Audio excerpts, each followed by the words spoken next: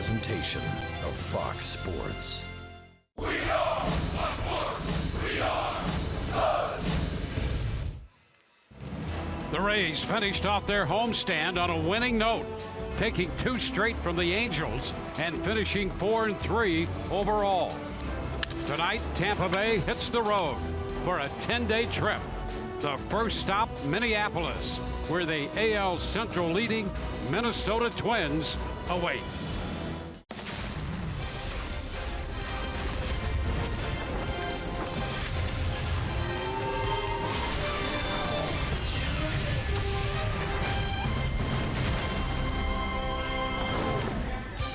We welcome you to the land of 10,000 lakes, the great state of Minnesota. First stop on a 9-game road trip for the Rays tonight, the Rays and the Minnesota Twins. Hi again, everybody, and welcome to an evening of Rays baseball with Brian Anderson, Dwayne Stats. Great to have you aboard. Alex Cordery will be joining us in just a few moments. Well, the Rays and the Twins go at it. The Rays meeting a very hot ball club. They're going to send Chris Archer to the mound to face a very hot hitter in the middle of that Twins lineup, Miguel Sano. And you know what? For Chris Archer, he's got great numbers against this Minnesota Twin ball club.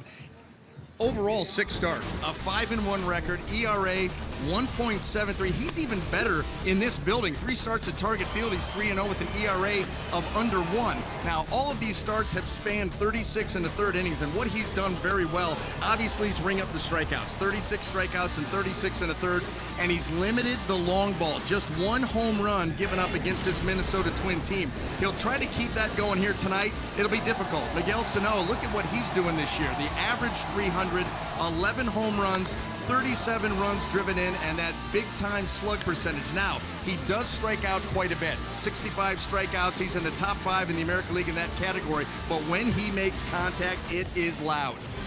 As mentioned, a long road trip in store for the Rays. 10 days, 9 games, and when we come back, Alex Cordery will break down the road trip facing the Rays.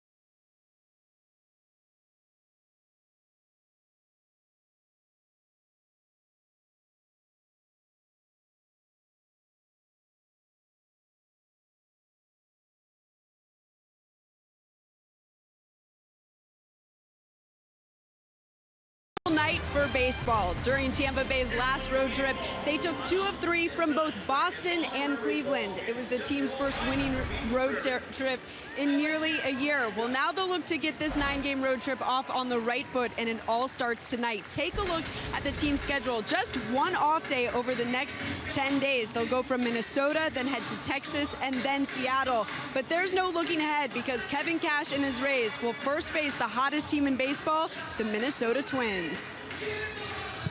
Come in with a lot of energy. You know, Minnesota's played really well, but we're set up nice that we have Arch to open things up here on Friday night, anticipating with the weather, nice crowd.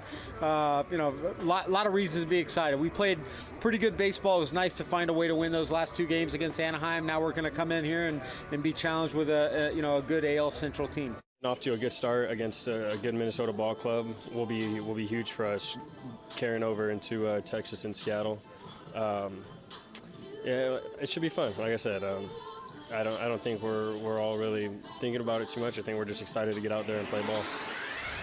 Play ball. Well, you heard Rays manager Kevin Cash say it's nice to have Chris Archer opening things up on the road. He can say that again. Archer is 5-1 with a 1.73 ERA in 6 career starts against the Twins. Rays baseball coming up next right here on Fox Sports Sun.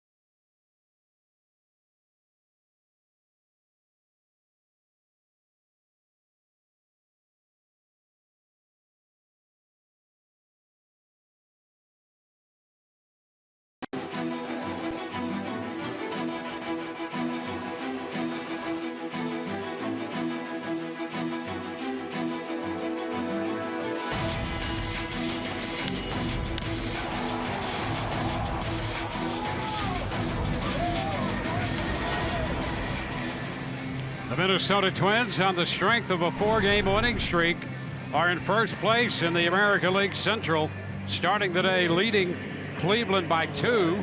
The Rays have gotten back to the 500 mark, coming off the winning homestand. They begin this series on the road trip, 25 up and 25 down. Lineup for the Rays tonight, presented by your Southern Ford dealers. Tim Beckham is going to be in the leadoff spot, followed by Corey Dickerson and Evan Longoria. Logan Morrison at first, hitting cleanup. Steven Souza Jr. in right. Kevin Kiermaier will bat 6th in front of the DH Ricky Weeks Jr. Derek Norris will do the catching, and Daniel Robertson in there at second base, hitting 9th. Well, taking the mound tonight for the Minnesota Twins is going to be left-hander Hector Santiago. making his 10th start of the season. The record good at 4-2, ERA just under 4 at 3.96. 33 strikeouts, 50 innings of work. And Santiago, what he's going to try to do here tonight with the Rays hitters is really give them a lot of different looks. You look at his breakout of pitches, he throws just about everything outside of a knuckleball, and he tries to keep you guessing. That will be the game plan here tonight.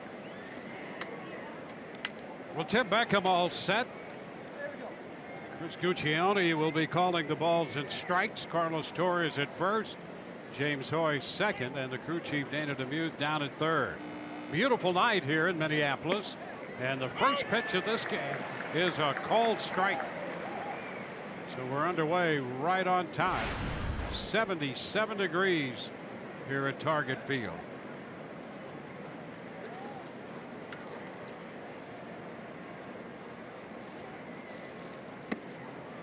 Up and away. I was talking to a couple of the locals, D. Wayne, and they said 4 inches of rain last week here.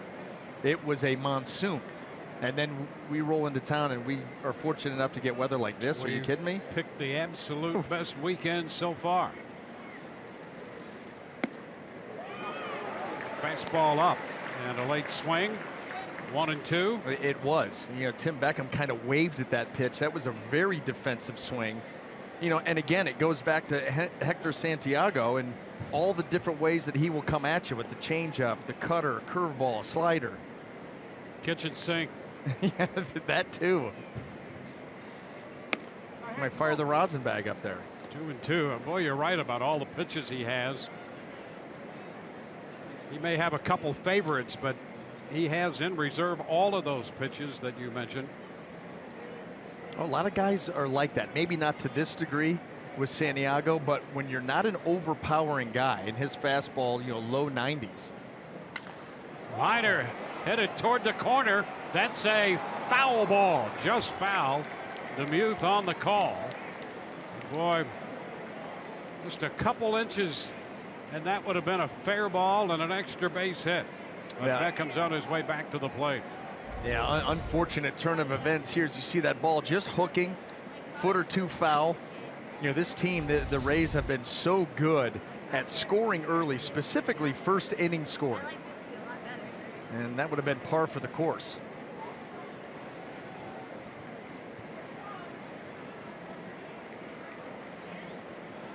Kevin Cash with Beckham leading off in this lineup. He hasn't been up there a lot, but occasionally we've seen him there. This is his 5th game starting in the leadoff spot. And he takes strike 3. Think about that at bat, Dwayne, and you wonder, this is where you wonder how much information a hitter, you know, takes on or is given. Because you remember the strike 2 swing was a very defensive swing on a fastball, you know, on the outer half. And then right there you take a fastball that's right down the middle, obviously looking for something else and trying to guess along with Santiago. Dangerous territory if you have 2 strikes on you. Well, you're trying to protect everything, and you know, we see that a lot, especially with the Rays, where they'll get caught taking a fastball right down the middle. Obviously they're selling out for a breaking pitch or something that a pitcher likes to go to. Corey Dickerson after the first pitch, a good cut, and he fouled it back, that pitch up. Well, this is one of the struggling points for Hector Santiago. You have a smaller sample size, but you see 3 Rays lefties in the lineup, and for good reason. Yeah, how about that? They're hitting 500 off him, 13 out of 26. You know, you don't want to read too deep into that because it is a smaller sample size, but 3 home runs, and that's where you start to go, Well, and Dickerson has been good against lefties all year. He's going to be up there most of the time. There's that breakout, 3 of the 7. Last year, lefties hit 243 off him, and right-handers 245. And a lot of home runs allowed by Santiago a year ago, 33. Yeah. 7 from left-handed hitters. And he's prone to the long ball. Another guy that matches up well for the Rays. Gives up a lot of home runs. The Rays, they hit a lot of home runs.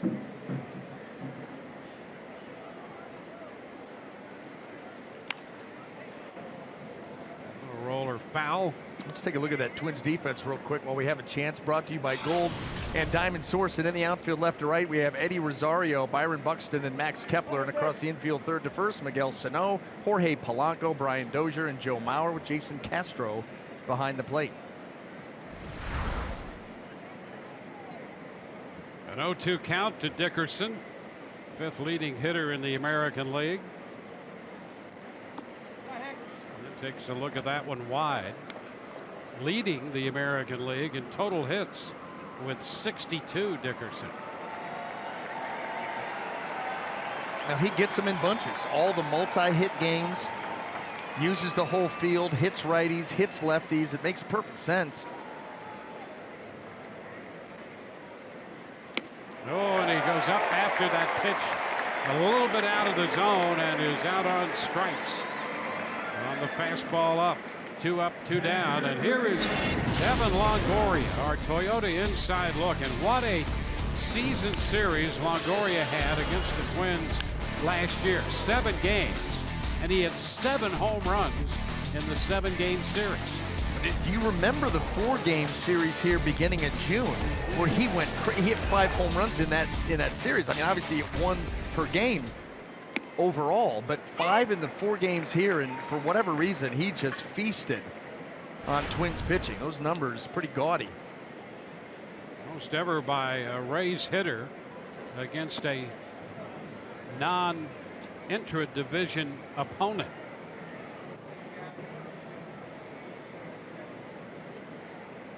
Ball and a strike. Bases empty, 2 gone. Fouls it back.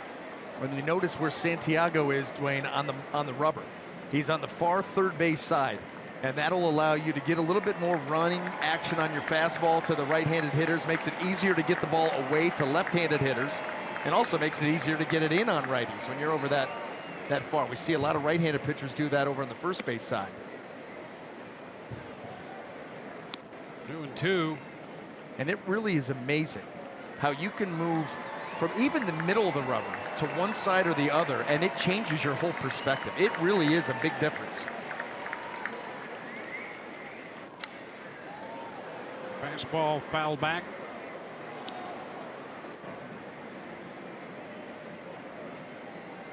Five of those home runs came here in this ballpark last year, a couple at the Trop.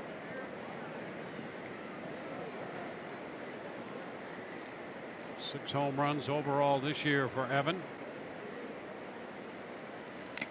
And a little bit of that one, a foul ball to stay alive.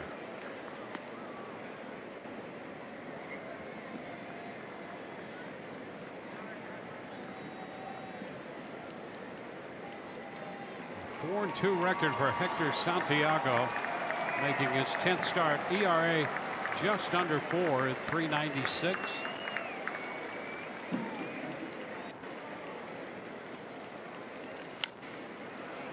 Fouls another one out of play. And he's trying to get back, back on track. His first 7 starts of the year, Dwayne, he was 4-1 with a 2.76. And then the last 2, well, Cleveland beat him up pretty good 2 starts ago in Cleveland. And there you take a look at it. Recovered a little bit there against Kansas City. Did have to strand some runners. You're looking back to get into that early season groove. Already has more strikeouts in this game than he had in those 2 starts combined. How about that? Or at least as many. And he's gone 3-2 on Longoria. 20-pitch inning.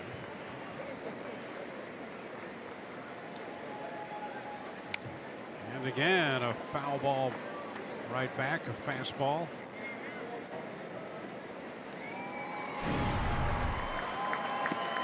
Paul Molitor in his 3rd season.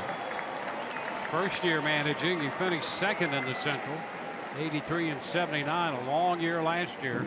59 and 103.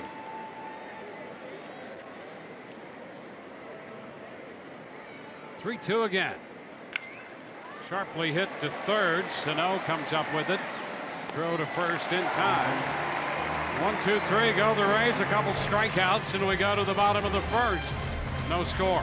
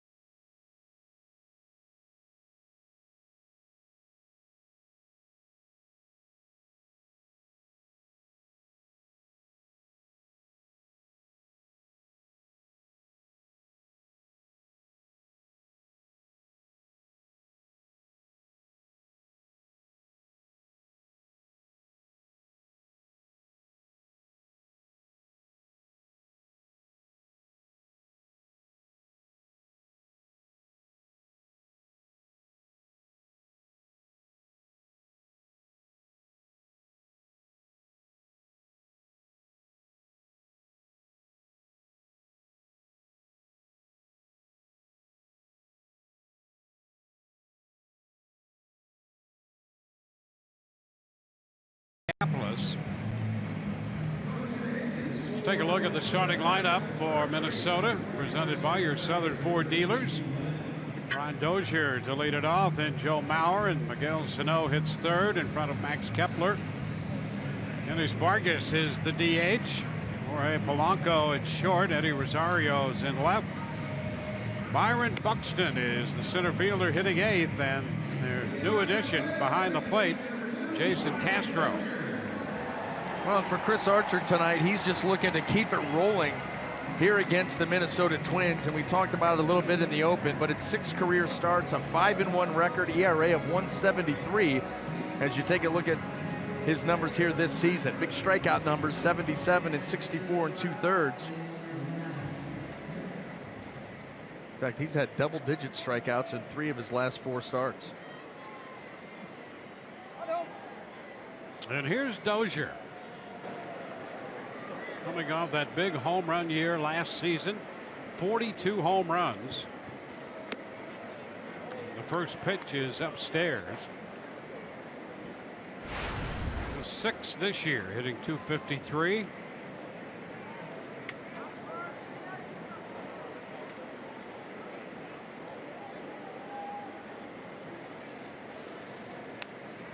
Back into the screen, and it's 1-1. You chronicle the success Archer's had against this team, and it starts with getting this guy out. Dozier 2 for 17 against Archer in his career. Well, and you figure he's going to stick with the same plan, and that's a lot of fastballs and sliders down and away, because Dozier tries to pull everything. All right, back into the screen, 1-2. In fact, you'll probably see a lot of that from Rays pitchers here in this series. Brian Dozier so pull conscious. You know, had 42 home runs a year ago. What are the numbers, Dwayne, that you're talking about? 5 strikeouts. He did hit him, so apparently 1 got away. Just for good measure. Keep him honest.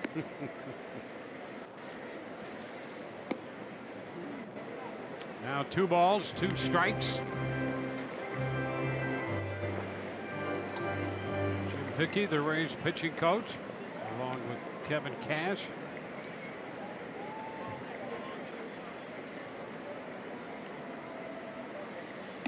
And a cut and a miss. That takes care of Dozier. Stayed down and away, got the desired result. Let's take a look at the Rays defense, brought to you by Golden Diamond Source. And in the outfield left to right, we've got Dickerson, Kiermaier, and Souza Jr. And across that infield, third to first, Longoria, Beckham, Robertson, and Morrison, with Derek Norris behind the plate.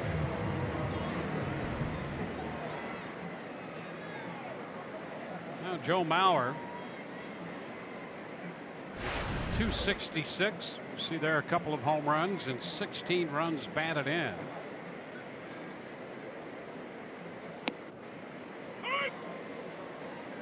Pitch is a strike.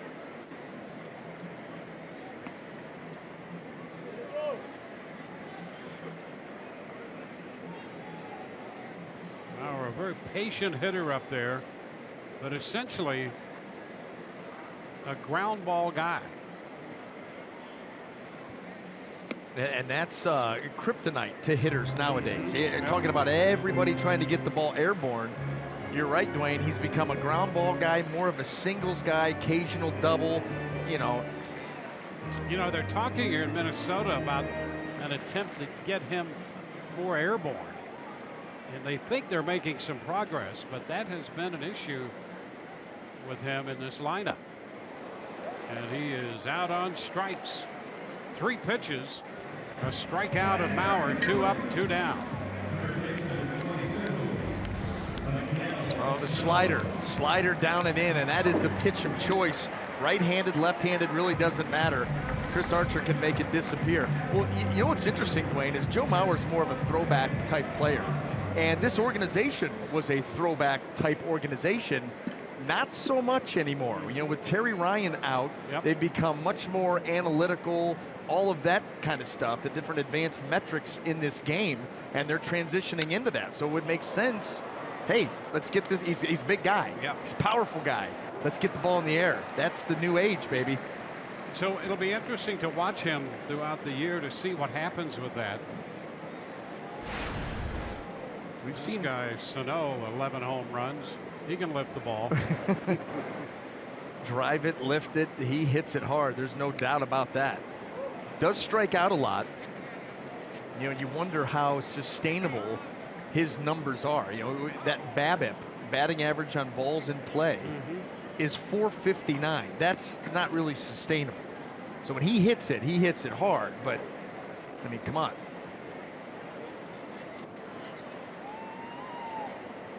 An 0-2 count.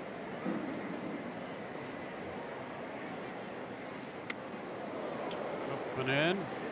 I'm being told that we're getting word, courtesy of Sam Fold, that for a small period of time, it is actually sustainable. Probably not for the whole season, Gotcha. but certainly, you know, he's been doing it for a month and a half. Yeah. So, And the implication, sustainable, would be over a longer period of time. yeah, that's what I was basically talking October. Yeah. I don't think he could do it until October. So I'm with you right there. But thanks, Sam. I'm supporting you. You remember when we had Sam in the booth? I do. Going That was over some fun. of the advanced metrics? Yeah, we might have to try that again someday. Well, he tied my brain in knots for like a week. 2-2 and a cut and a miss. So he strikes out the side.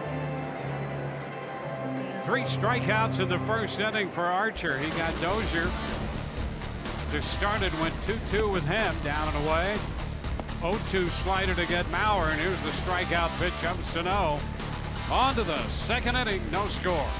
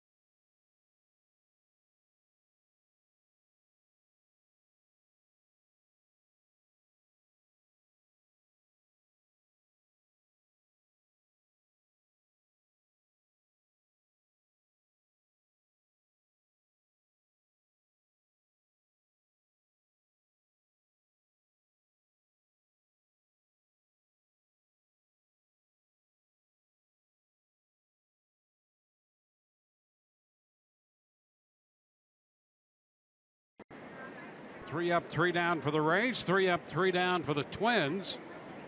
5 strikeouts of the 6 hitters we've seen so far. And here's Logan Morrison. Morrison with 12 home runs. He and Corey Dickerson tied for 6th in the American League's home run derby. And here against the lefty Santiago, and he lifts one into right center field. Buxton is there for it and makes the catch. Kepler veered away, and Buxton handled that.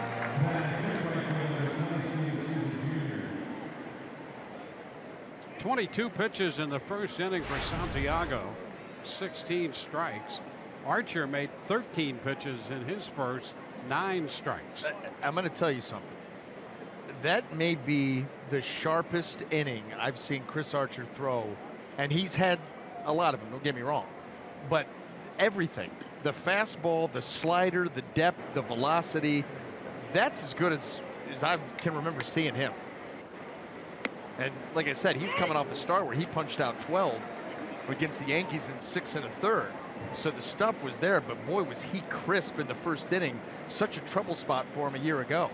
Well, his numbers here at Target Field in 3 prior starts, 3 wins and a 0.98 ERA in this park. So there's a good feel when he goes to the mound here. There's a good feel when we come to the booth here.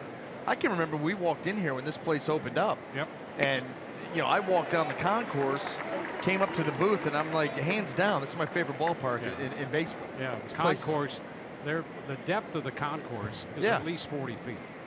You can be in line at a concession stand and still turn around and see the field. The sight lines, yeah, this place is awesome. Especially on a night like tonight, temperature 77 degrees at game time. Beautiful evening. 2-2 now to Souza Jr. And he looks at strike 3. Third strikeout for Santiago. You get a hitter to 2 strikes, he starts looking to protect away, because that's where you've been going after guys, is staying away from them. And all of a sudden, look at this. They want that ball up and in, and you can see Souza kind of jerk there. He totally was frozen by a well-located heater. Both of these pitchers have been sharp in the early going. 5 in a row retired by Santiago to start it. Here's Kevin Kiermaier.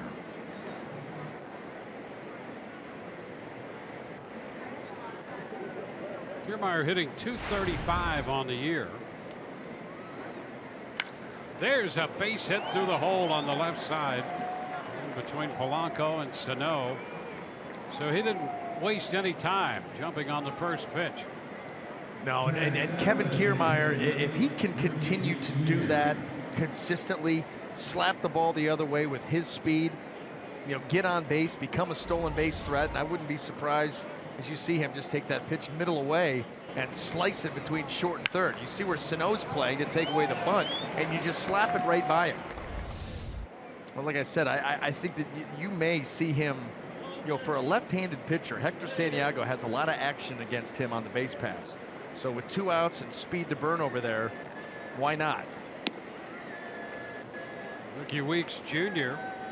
Pitch is down. And what's interesting is that little slide step that he just little modified. You would think that would be difficult to run on, but there have been 7 attempts. That's a lot against the lefty here early in the season. He's fouled back in 5 successful attempts. Well, against a left-hander, as a base stealer, a right-hander, you're going to wait for that first leg movement and you're gone. Same thing with the lefty. You can't read a lefty. First movement, you're gone. Now, if he happens to be picking over there, you just keep running and hope that you can beat the relay. But you cannot wait to read to see if a left-hander is going to go home. This one is down. You know, that at bat for Kiermaier is the first one he's ever had against Santiago. And so I guess it made a lot of sense. You go up against a guy you haven't seen before, sometimes you think, well, I might want to take a pitch or two, but if you're paying attention, you go, I'm going to go up there and swing at the first pitch that I think's good to hit. And he went the other way with him. It was a base hit. Getting to 2 strikes hasn't benefited any of the hitters here tonight. Right. Just start swinging.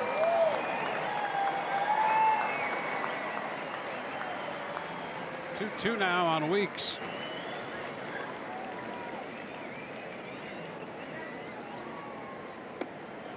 And the count goes full.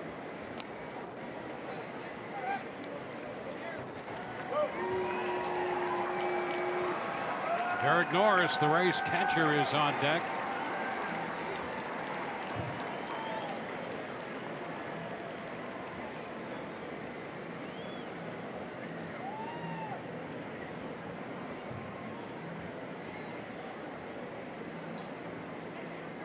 Couple of home runs for Weeks this year.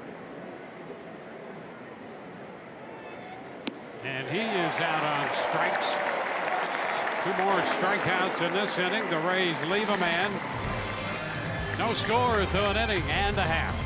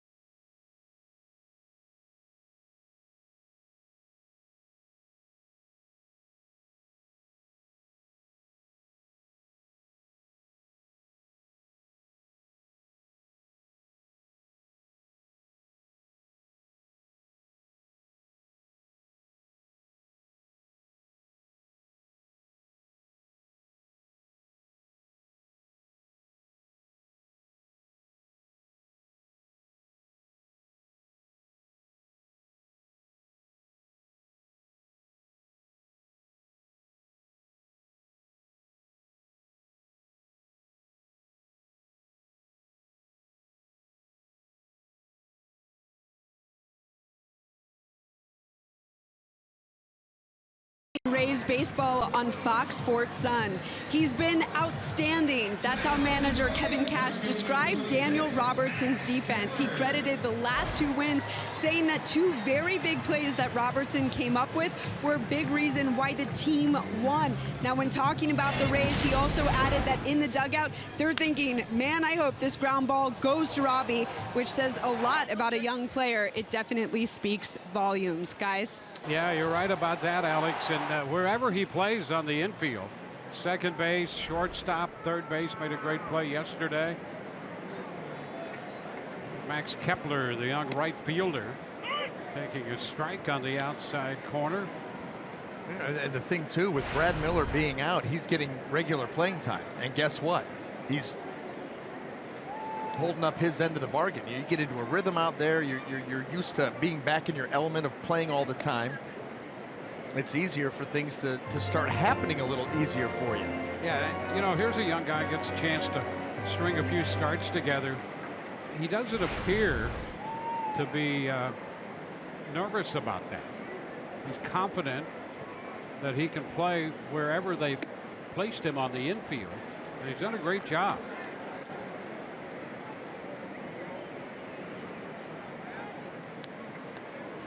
2-1 the count on Kepler.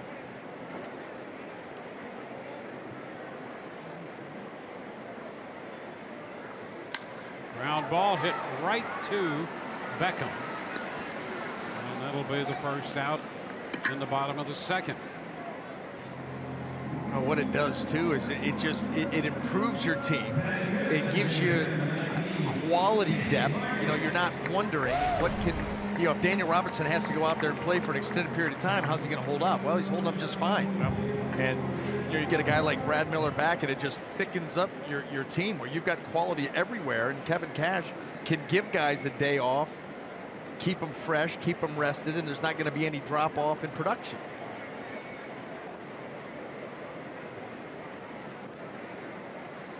And that, Dwayne, is how you build a winner. It's as simple as that. A strike to count on Vargas. You know, it's interesting when because part of the fun of being a fan is that you try to break down teams and figure out what the strength may be. Then the shot into right. Souza Jr. is going to leap. He got it. Souza Jr. back to the track. A couple of steps onto the warning track and then a leap to grab that one on the line drive off the bat of Vargas. Well, he spun out there too. And did we just have a teammate celebration? I thought that they were going to allow that in the NFL, not so much in MLB. But what about that? Little backhanded stab on that rocket by Vargas. And yeah, that's the NFL smiles upon that now, but it's the wrong sport. It's a nice routine. Have you seen some of the stuff that goes on in the dugout? Mm-hmm. I know. I couldn't have played now. I couldn't have remembered them all. Couldn't remember the choreography. No, and they get into it. It's high, low, you know, in and out, and sometimes there's a whole little body. You and I need to come up with something. Yeah, that would look ridiculous, but well, I was thinking like a handshake, just to keep it simple. Because you're right, and everybody's got a different one. Yeah. And you'll see a guy go down the dugout and hit 4 or 5 different guys, and they all get a different routine with each other. Yeah. See, I'm just lucky to do the two-step. Okay, I got that down.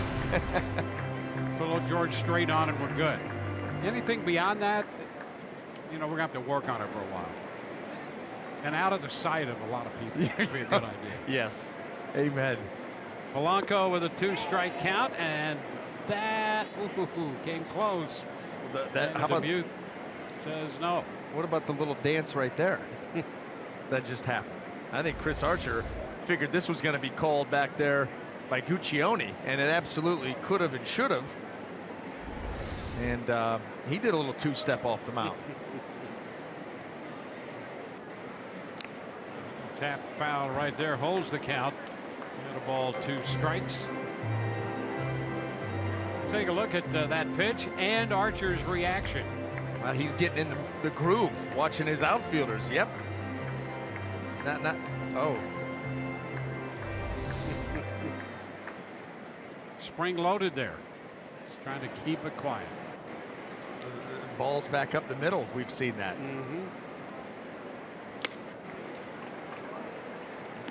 2-2.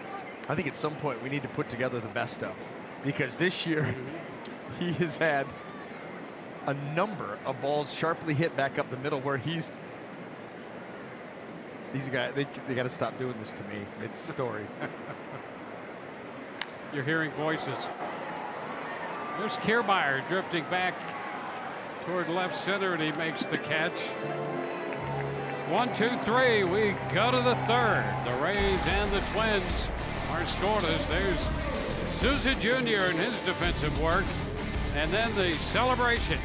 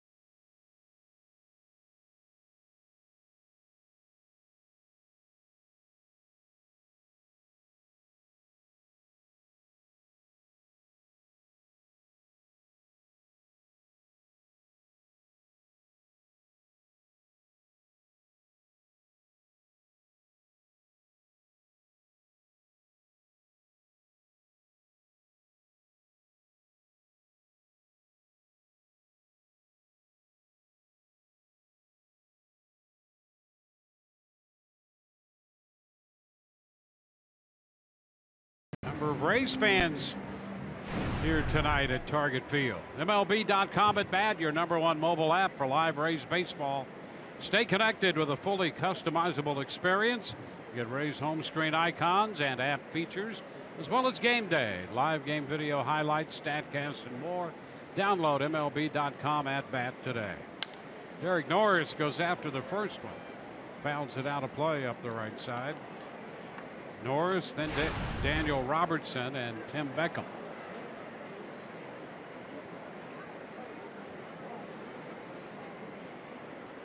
Rays against the lefty, Hector Santiago, born in Newark, New Jersey. Back into center field, pretty well tagged. Buxton's got to go to the track. He'll have room.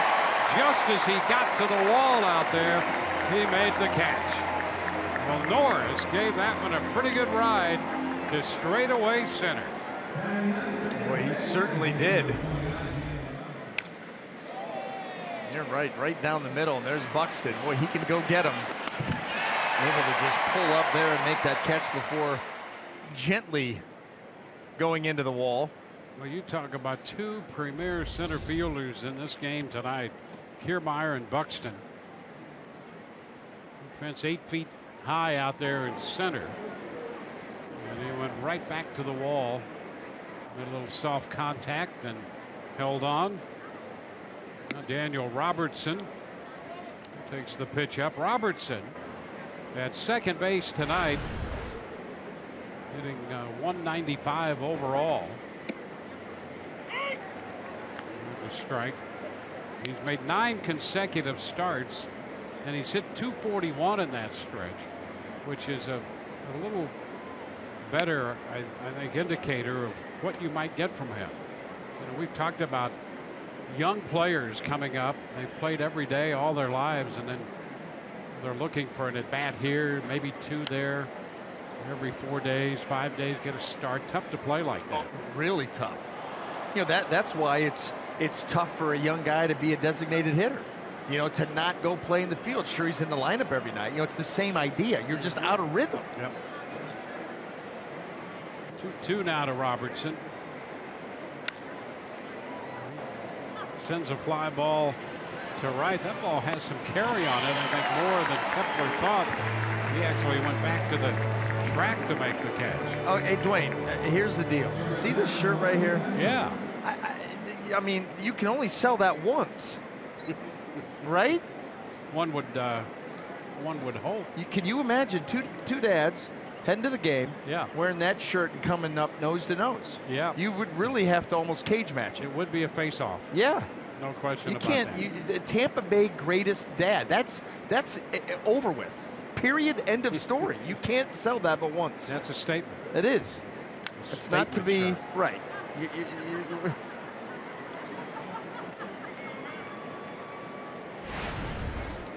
I don't know. I saw that coming back from the break, and the first thing I thought of was that you could only sell that shirt one time. Only one shirt? That's it. That's it. Production run of one.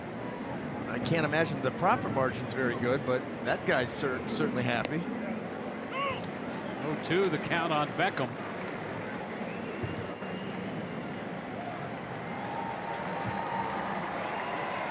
He's very content. He should be. He's the greatest. And he's on the road.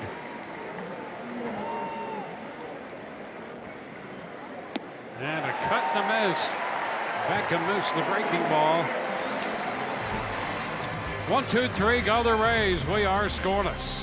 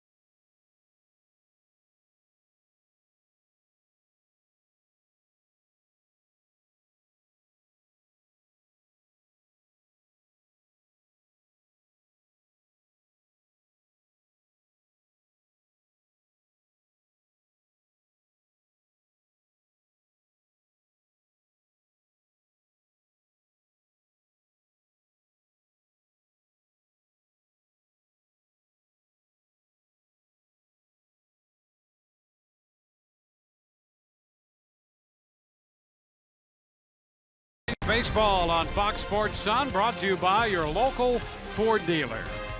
By Just for Men, try new Aqua Velva 5-in-1 aftershave balm. By Jeep, get great deals at the Jeep Spring Clearance event. And by your local Toyota dealers. Let's go places. Rays will be going a number of places on this three-city road trip, starting here in Minneapolis. Well, there's the concourse, Dwayne, you were talking about. Yep. How deep? Mm-hmm. There's some great planning went into this ballpark. Opened in 2010. Eddie Rosario swinging and missing the fastball. 6 in a row retired by Archer over the first 2 innings. Look at that. A lot of folks there and plenty of room. All by design. Yeah, and there's a game going on too. So. Ground ball to short. Beckham came up on him a little bit, and a hurried throw high, and Morrison kept his foot on the bag. Boy, Morrison had to fight that throw and managed to keep his foot on the bag and got the call over there from Carlos Torres.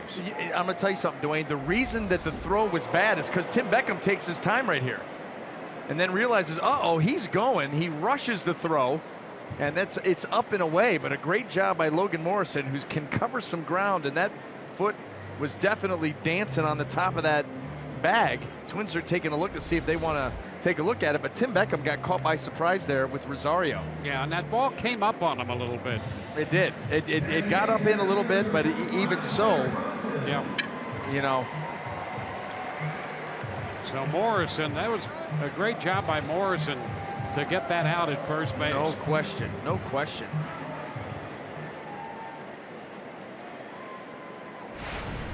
Byron Buxton.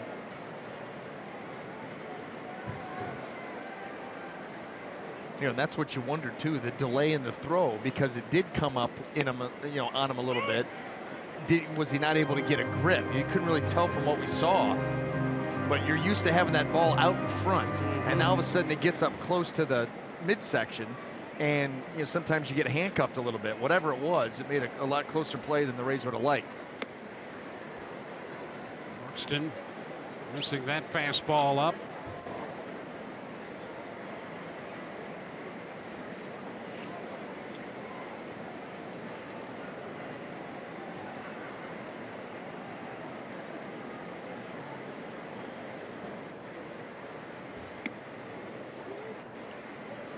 Ball, 2 strikes.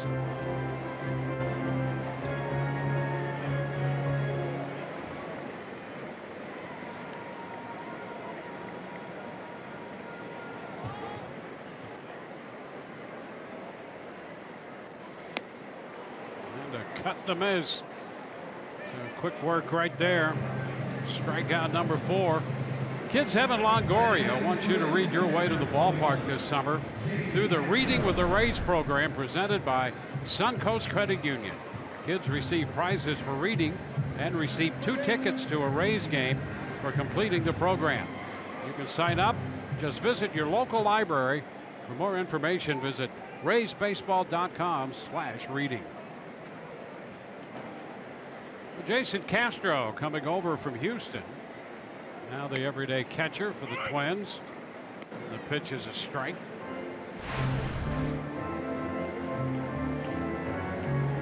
Castro hitting .200 with 3 home runs. Hit .210 last year in Houston. Does have occasional power. Ground ball, and this one really comes up on Beckham, and the throw to first is not going to be in time. And that one got a piece of Beckham. That ball almost took him with it. Yeah, it got him right over the heart, really, Dwayne. Watch this ball. It was off the mound. That's what caused the little change in trajectory. And that ball came up high and hard. Got him right between the Y and the S on his jersey. And Castro's able to beat it out. Yeah, that took a wicked hop out there. And it's a base hit for Castro. 8 in a row retired by Archer, and now the infield hit. And we go to the top of the order, and Brian Dozier.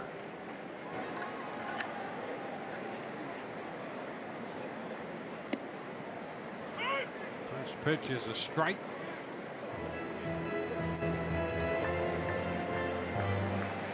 Dozier out of Hattiesburg, Mississippi.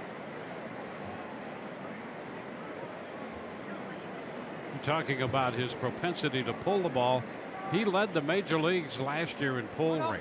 It's amazing. Baseball's always been a game that was well chronicled with numbers, and now more than ever. And so his pull rate was the highest in the major leagues a year ago. That makes perfect sense. Yeah, that's how you 42 home runs, and you remember we talked about it last year. Yep. They were trying to get him to use the other side of the field a little bit more, and yeah, no, we're just gonna stick with the pull deal. I'll go up the middle for you every now and then, but 36 of my 40 are going to be up the middle over towards the left side, which is why the Rays have everybody over there, the old picket fence. But look at in the outfield, Kiermaier to right center. Yep. That's where it's interesting. It sure is. Because his pull rate last year was over half the time, 56.4. And there's Kiermaier shaded toward right center. Yeah. So in the air, he will, poke the ball that way. But if you can keep it down in the zone and get him to hit it on the ground, it's going to be to the left side. It's popped up, foul ball will carry out a play. Now here, Dwayne, this is why you see all the guys checking their sheets. Where do I line up? Where am I moving? Now look, with 2 strikes, Daniel Robertson, who was over in this general area, now heads over because now with 2 strikes, maybe you look to just slap one the other way. And so, Boy, that's traditional thinking there. 2 strikes, you might hit the ball the other way. Well, don't let that get in the way of the analytical part of this game, Dwayne. Swing and a miss. He's out on strikes. Foul tip, strikeout. Base hit and the man left. We go to the 4th, no score.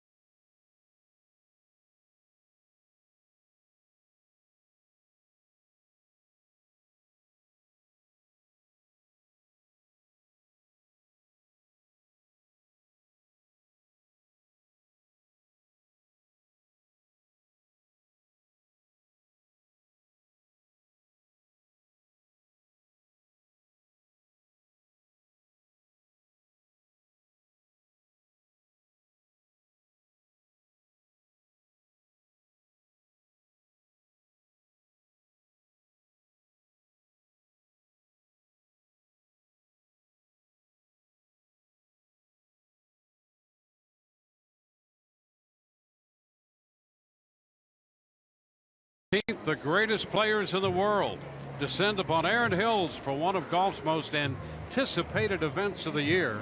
Dustin Johnson looks to defend his title, but Jason Day, Jordan Spieth, and Roy McIlroy are primed to tame golf's ultimate test. The 117th U.S. Open begins June 15th on Fox, FS1, and streaming live on Fox Sports Go.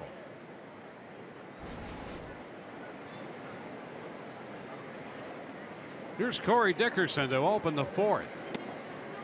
Which is a strike on the outside part of the plate.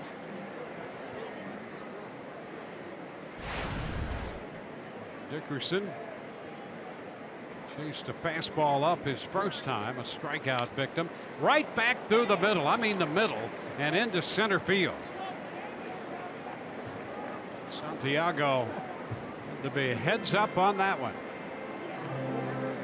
5-hole, Dwayne. He left it open. Corey Dickerson takes advantage.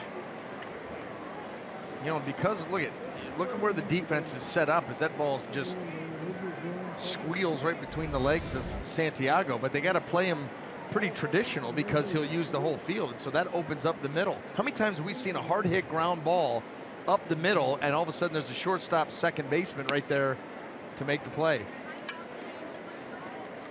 Evan Longoria takes the pitch down.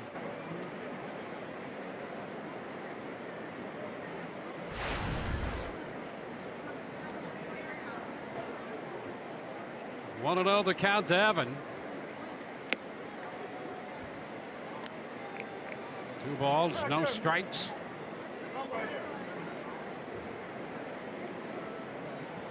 An extended AB for Longoria the first time around before he grounded out to third. A 10-pitch at bat.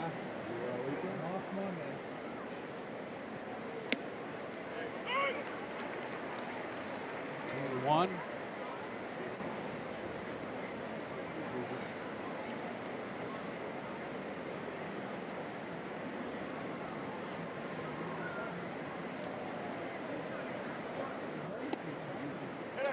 Foot out of the way of that one as it bit down and in. There's Logan Morrison waiting on deck. You start to put a little bit of pressure here on Santiago. Evan Longoria hits well here. Leadoff base runner. Great count to work with. High fly ball into center. Buxton puts that one away.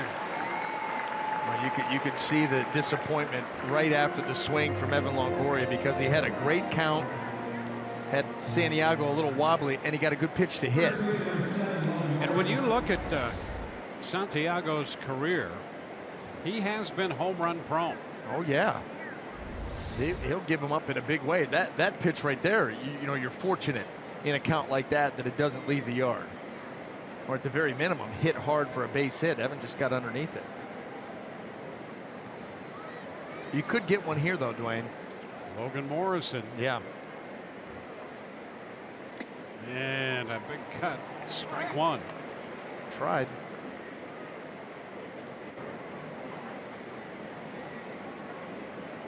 Santiago last year 10-4 with the Angels, came over to the Twins and went 3-6 with an earned run average over 5.5 here. And the high threes to start this year. Breaking pitch wide, down and away. 1-1.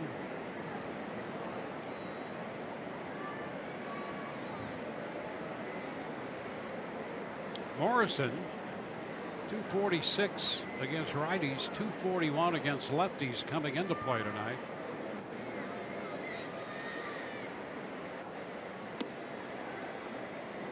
It's another breaking ball wide. It's 2-1. So the Rays getting their second look of the night here at Santiago.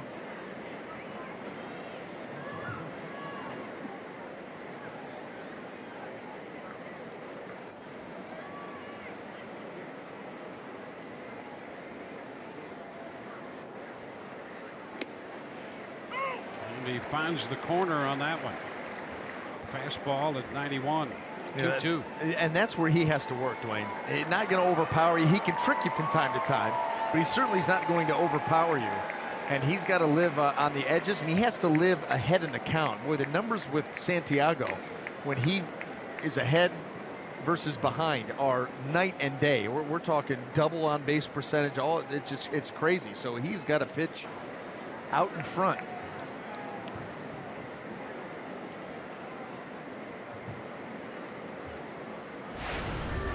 Well, right there speaks to your point loud and clear. 395 behind in the count, 157 ahead.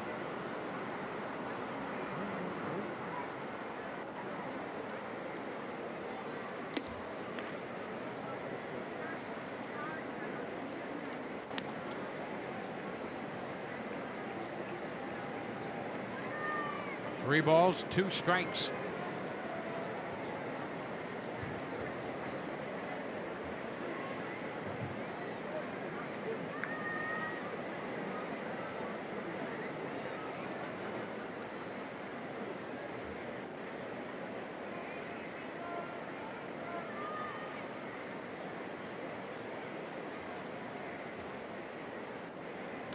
There's a shot deep to right field. That baby's up and out of here. Home run for Morrison on a 3-2 pitch. And the Rays grab a 2-0 lead. Morrison worked the count full and hits his 13th home run of the year. It's 2-0 Tampa Bay. Well, there's that home run ball that we talked about. And Logan Morrison comes through. Yeah, I mean, he's prone to it. He's been working behind in the count. And Logan Morrison has shown, I don't know, the ability to hit a home run or 12 or 13 this season. So it's set up beautifully, and he got a 3-2 fastball and rode it right out of here. There's your early lead.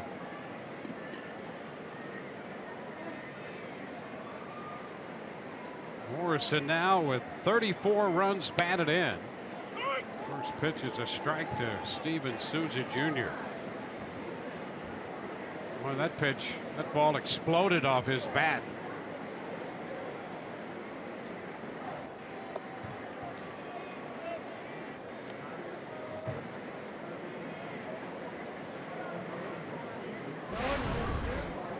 .393 feet. First, you've got to clear that wall out there.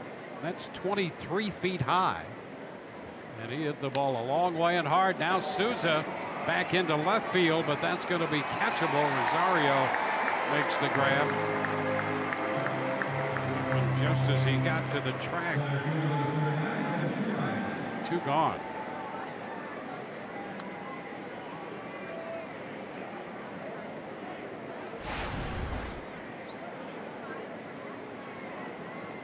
Now Kevin Kiermaier.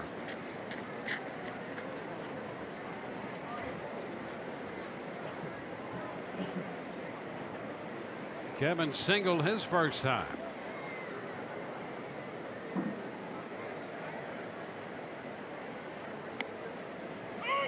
Looks at a breaking ball to start this sequence of pitches. Strike the count.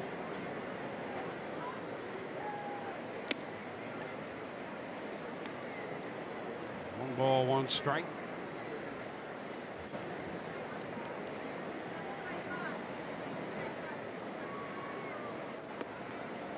Lays off the breaking ball. 2 balls and a strike.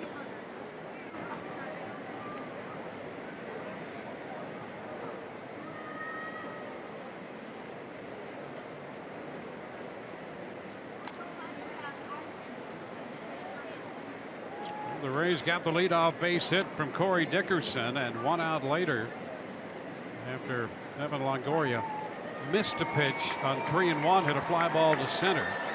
Logan Morrison worked the count to 3-2 and hit 1 out to right. And now there's ball 3 low. The count is full. Boy, a lot of deeper counts here for San Diego as this game moves along.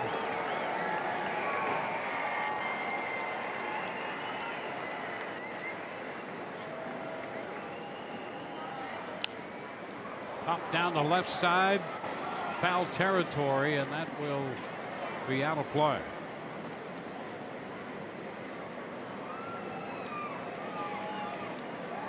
This ballpark plays pretty fair when it comes to foul territory.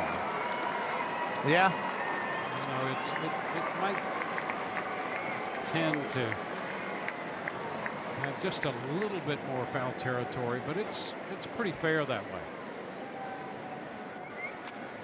A little tapper, and that's a big thing. You look at a ballpark like Oakland where you get all those pop-ups that are foul and caught, they're playable. I mean, that pitchers love that. Yeah, you absolutely can steal some outs. And you know, the big reason why is it doesn't start to really close in until down there. So up until that point, you know, you've got room to work with, where a lot of the newer parks, it's closing down towards that foul line. Hey, how about Kiermaier taking this pitch and then getting out of there as quickly as he can? He wasn't going to give the plate umpire, Chris Guccione, any time to call out a strike. No. Look at this. Present. I'm gone. See ya. That's a walk. He did get well, good. Now he's loose and he can try to steal a bag here. There you are. Got Ricky Weeks up here, try to get into scoring position and give Weeks a chance to pick up a run batted in.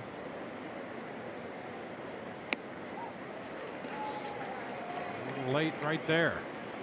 Kind of strike 1. Yeah, just like a feeling type of swing. We've seen that a number of times here tonight. You saw it from Tim Beckham earlier in the game. Ricky Weeks Jr. with that swing, almost like they're not picking it up well.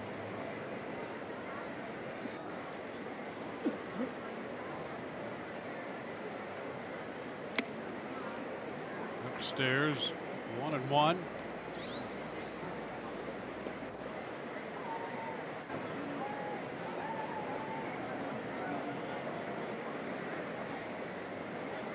Braves have taken the lead on the home run by Morrison.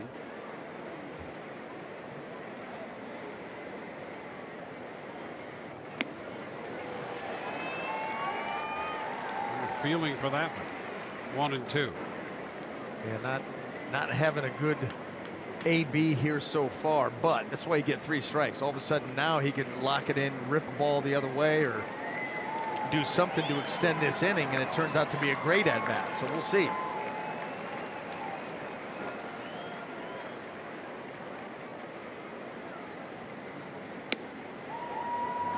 Take there, 2-2.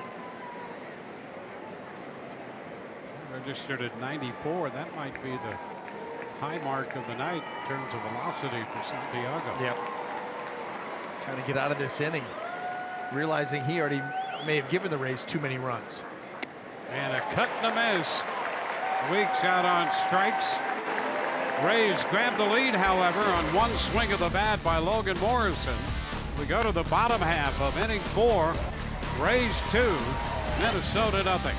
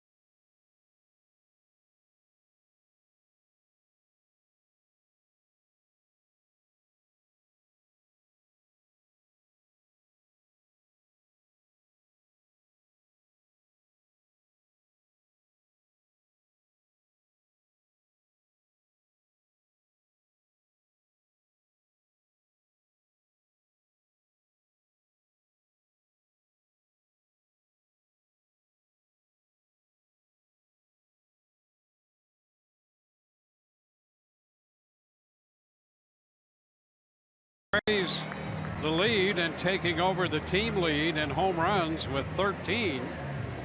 Homer in the top half of the 4th. We go to the bottom of the inning, and Joe Mauer will lead off for Minnesota. Then Miguel Sano and Max Kepler. So again, the middle of this lineup.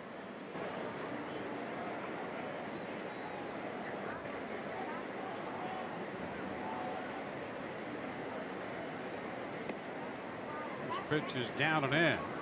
Through the first 3 innings, 5 strikeouts for Archer. Yeah, 39 pitches. So you're talking 13 per, and you're still, being able to strike a number of guys out. That's how good and sharp Chris has been. And this will be a big inning for him, as he's missed the first 2 fastballs here to Mauer. This Twins team that they've won 10 of their last 14 just got done sweeping Baltimore, feeling pretty good about themselves. They fall down 2-0 and you immediately put up a 0. That's a big half.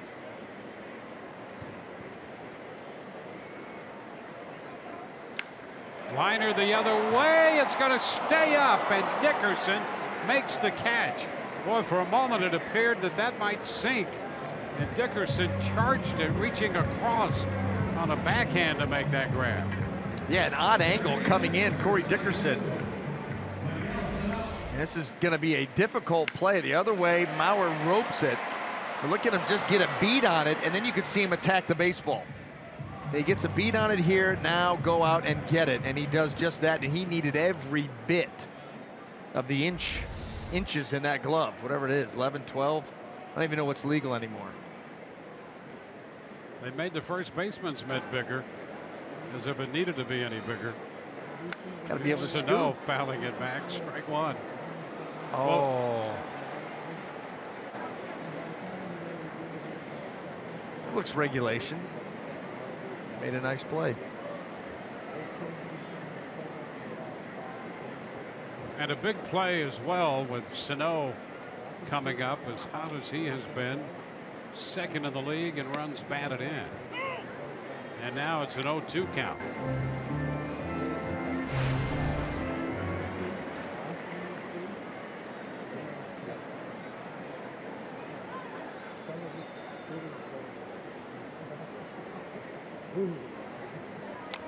Tapper gets foul. Sano just turned 24 years old this month. With raw power.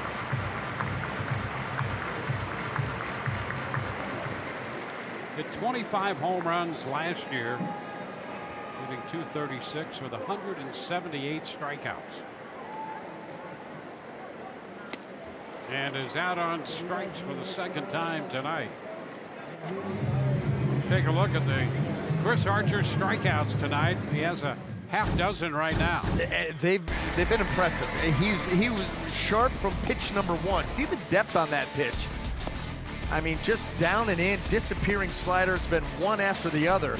Stays in the zone for so long, and he throws it hard. You know, we've seen that pitch getting up there 90, 91 miles an hour. So you have to make a quick decision on that pitch. And by the time you do, it's down and off the plate, and that's what he's capable of doing when he's this sharp. We've seen a couple of these changeup that he's sprinkled in, but you can see how he slows his body down, really kind of telegraphs that pitch. And that's why when you talk about throwing a good changeup, you start, in your mind, you got to convince yourself that you're throwing a four-seam fastball. And like right there, but you can see how he slows up just a hair at the end. He doesn't throw it very much, number one. And number two, you know, you've got to think four-seam heater and let it fly. He throws his almost as if he's thinking changeup, still effective, but has room to get even better. Ground ball. It's Robertson from second. Kepler is out of there, and it's a 1-2-3 inning. On to the fifth with the Rays leading 2-0.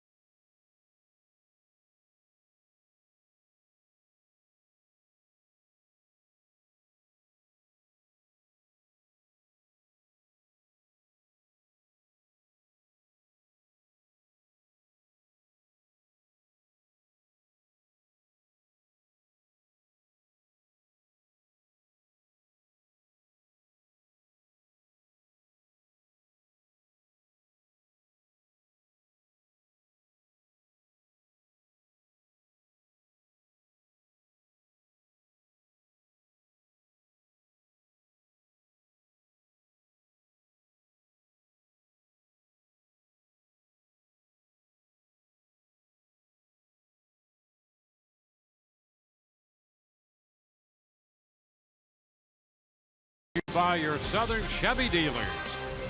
By Jeep, get great deals at the Jeep Spring Clearance event. And by Geico, 15 minutes could save you 15% or more on car insurance. Lovely evening here in Minneapolis.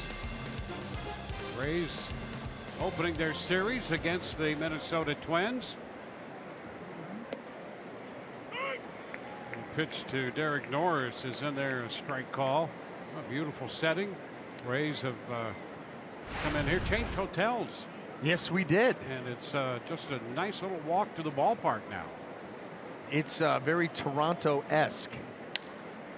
Fly ball into right. That'll send Kepler back to the track. That's the first out. And there's a wonderful coffee house just right outside the door. I was wondering if you requested this move. This move is tremendous. Literally just beyond the right field corner there. Well, that's the Target Center. Yep. And the gym that I work out at is in the Target Center. By the way, they've redone that gym. Yep. Come on. So you got a coffee house going for you. You got right. the gym. Yeah. You find your room okay? Yeah. Okay. A lot of travel. You combine, you cross-circuit some numbers. Maybe end up on the wrong floor and knocking on somebody else's door. It happens. Yeah. But eventually. Innocent mistake. Yeah, eventually. Thank you, KP. Appreciate that. High foul ball up the right side out of play. But yeah, overall, I mean, you go downstairs, you take a right, you grab a coffee, you go across the street, there's the gym. You come back, you get yourself all put together. Then the walk to the ballpark is what, like 6 minutes? Yeah. 5? Yeah, beautiful. Yeah. Day like this. Oh. There's not a cloud in the sky. This one driven deep and well foul. Robertson hit that ball a long way. Out front, the count is 0-2. Hit the ball to the warning track in right field his first time. Beautiful evening blue sky here. And a great setting. They've done a great job with this ballpark. Yeah, and at some point during the series, and it's probably going to be like now, you're going to have to tell the story about the rock that they use for the. It's indigenous to the facing. Yeah. Yeah. The stone, I should say. That's foul out of play. And all of this under the gaze of Minnie and Paul out there in center field. Shaking hands over the river. Yep. An opposing view. They're 45, 46 feet high out there. Good size. And good friends. 1 ball, 2 strikes. Daniel Robertson. In friendship, clasping hands. That looked like us in Oakland a few years ago. It did. Yep. We've just built the relationship since then. That is a foul ball down the right side. So Robertson continues to battle.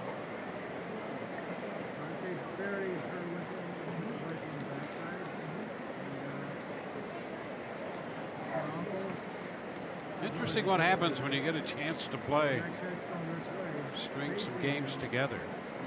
Rays got him from Oakland. The first round pick by Oakland. And he spent a number of years now in the Rays minor league system, working his way up. Into left center field. Buxton runs it down. Well, Robertson had the misfortune of having Buxton in center field, and that ball hung up long enough to give him the opportunity with that great range to get there and make the catch. Boy, a long strider with tremendous speed and coverage. And watch him go get it. Absolutely right. Eddie Rosario knows better than to, just peel off and let Buxton do his thing. Now, Buxton is fun to watch defensively if you're not playing against him. And then he's frustrating for you.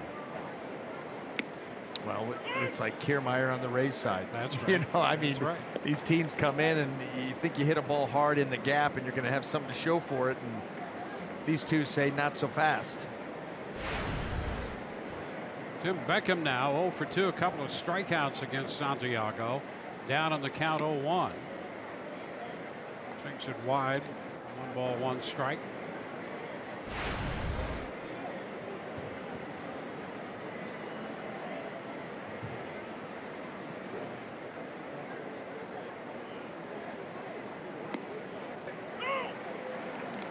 One and 2.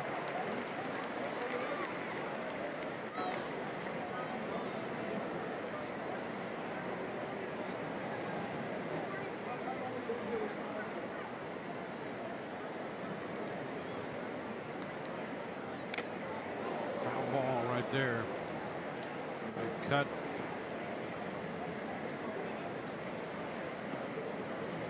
Well, Beckham in the leadoff spot tonight. He was in the leadoff spot in the Yankees series in the Sunday game.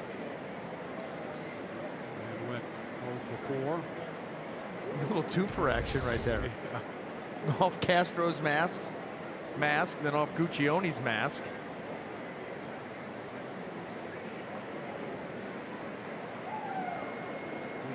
What time is it? What day?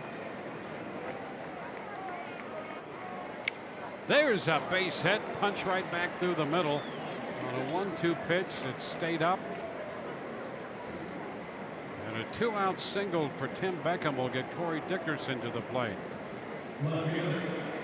Here's a reminder, the Rays doubleheader means you get double the game action, double the fun, and double the Rays magic. Saturday, June 10th, the Rays host the Oakland Athletics. It's a scheduled doubleheader, and you get 2 games that day for the price of 1. And the first 15,000 fans receive a Matt Duffy double play bobblehead presented by Spectrum. Visit RaysBaseball.com today. How are you going to prepare for that? That's a lot of talking. With we've done the day-night before. And so you've got time to regroup, get the voice back in order, a little green tea, whatever it is, the honey, and then you go. Yep. This is we're going to roll straight through. You have to stay loose between games. You don't want to stiffen up. Okay. Okay.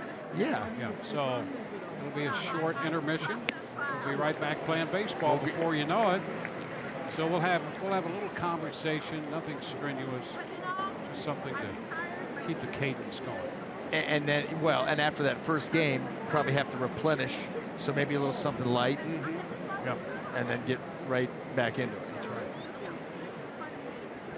Not going to sit with you. Sit over here. Okay, good.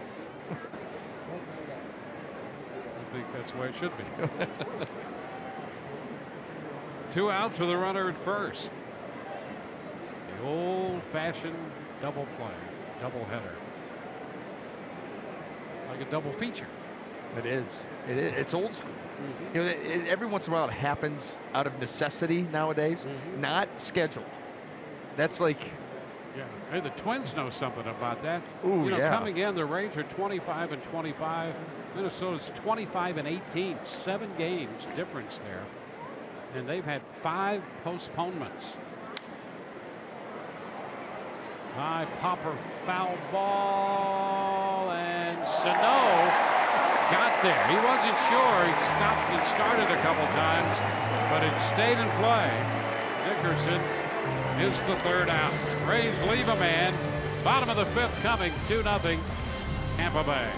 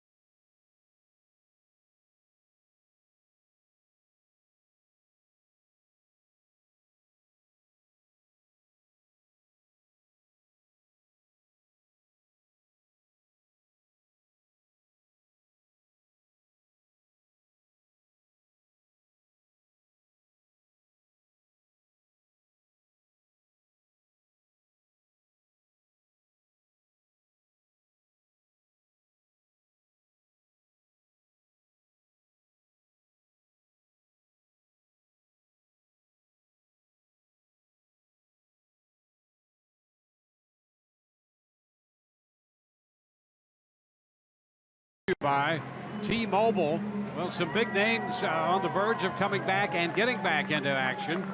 Josh Donaldson and Troy Tulowitzki activated by the Blue Jays, and a couple of walks and a run scored by Tulowitzki, an extra base hit for Donaldson, and David Price on the verge of getting back into action. Yeah, that'll be interesting to see. Well, first of all, how they all reacclimate themselves to the big leagues. Toronto, that's their whole left side of their infield right there, coming back. And then, of course, David Price, who did not exactly have 2 rehab starts go particularly well, sat down with the brass, and they decided that he was going to go ahead and make that next start at the big league level against the White Sox. So keep an eye on that. And Toronto has a 6-3 lead at home in the 6th inning, batting in the bottom of the 6th, leading Texas 6-3 with those 2 guys back in their lineup. Ooh, that's Texas and Toronto again. Haymaker City. Swing and a miss. Vargas out of there. Strikeout number 7 on the night for Chris Archer.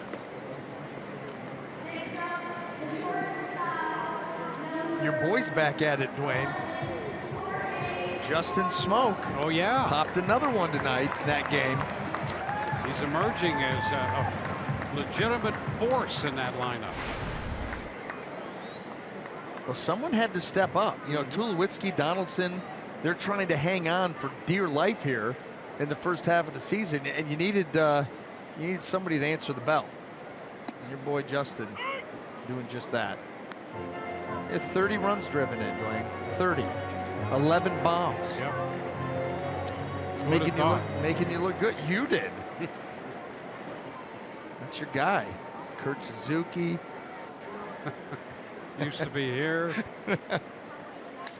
Rajay. Tapper, yeah. This ball handled by Robertson. I almost called you last year when he hit that homer off Chapman.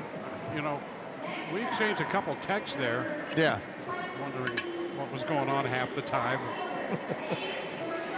Yeah. When he hit that home run, my phone flew out the window anyway. Well, who saw that coming? That was amazing. That was. That's where when he hit that out, I'm like, that's it. Cleveland's going to win. They're going to win the NBA championship, and they've already won the NBA championship. They're going to win the World Series. This is going to be quite the year. Yeah. And obviously not to be, but I don't think anybody saw that home run coming.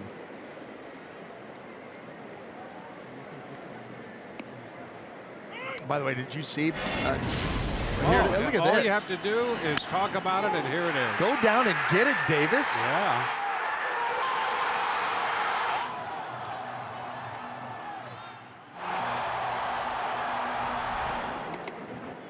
That would be the end of the excitement in Cleveland, because then you would turn it over to Brown season. That was not good. So they haven't cheered in a while. Yeah. But By the way, you were there to document the Browns. Oh, yeah, I was there for their 1 win. And I stayed. It was the first Browns game I can remember staying till the final whistle in years. Because usually, you know, third quarter, you're like, I'm taking a walk to West 6th. I'm done with this. Yeah. But, yeah, I was there for the whole game. Picked up quickly by Robertson. Got his man. Robertson, when that ball got by Archer, it appeared that Rosario might have an infield hit. And Robertson, across his body, makes the throw to first. And let's see what the Twins are going to do.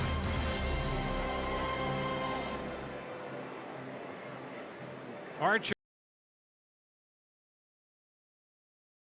had a little conversation with Chris Guccione, waiting out what Paul Molitor and the Twins decide to do on that play. Very close over there at first, and you know what? That was such a great play by Robertson. They're not even going to review it. 1, 2, 3 in the 5th. We're going to go to the 6th. It's 2-0 Tampa Bay.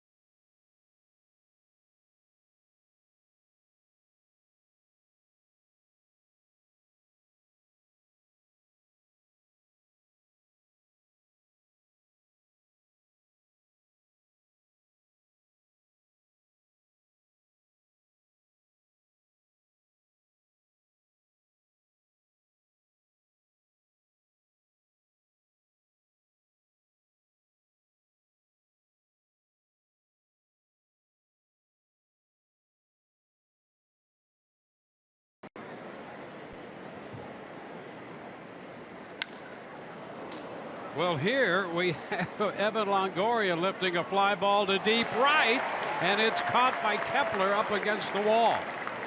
First pitch here in the 6th. Wasn't quite the same blast that our fellas were talking about from the studio. The fellas?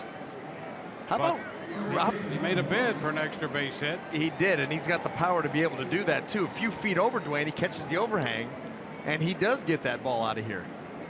But what about Rich going aggressive at Kirby Yates with obliterates? Yeah. I mean, when you think of obliterates, you think really not much left of the baseball to even go over the fence. Yeah, hard to even follow it. Right. Just disappeared. Well, Morrison hit one out. That's the difference in the game. The 2-run homer in the 4th.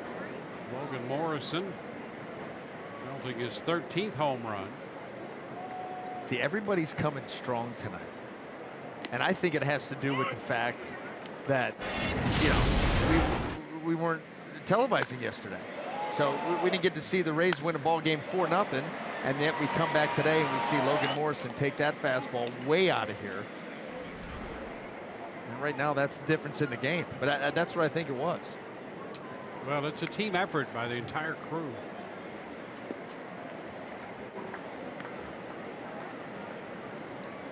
That's what happened when you have multiple production meetings. Yeah, got to get your mind right. Get back in right. the swing. Yep.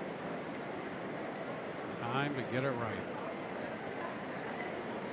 1-2 on Morrison.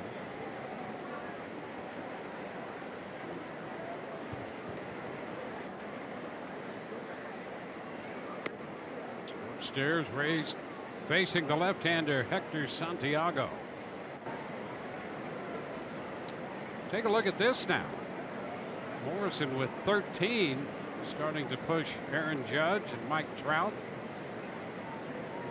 Bruce Davis and Joey Gallo each with 14. Morrison takes a big swing and fouls that one back. Well, at his current pace, Dwayne, Logan Morrison will obliterate his career high in home runs, which was set a year ago. Or no, not a year ago. With the Marlins at 23. Yep. A few years ago.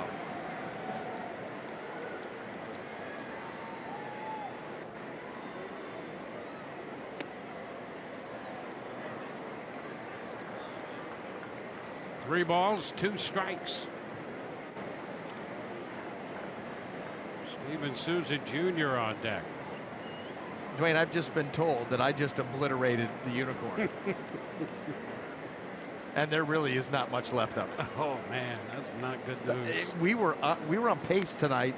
It was within sight, and I just ruined it. Well, we could argue the case that this was an official game, 5 innings. Got 5 innings in. No, With I love the where you're unicorn going. in good shape. Yeah, but oh my gosh, we were so close.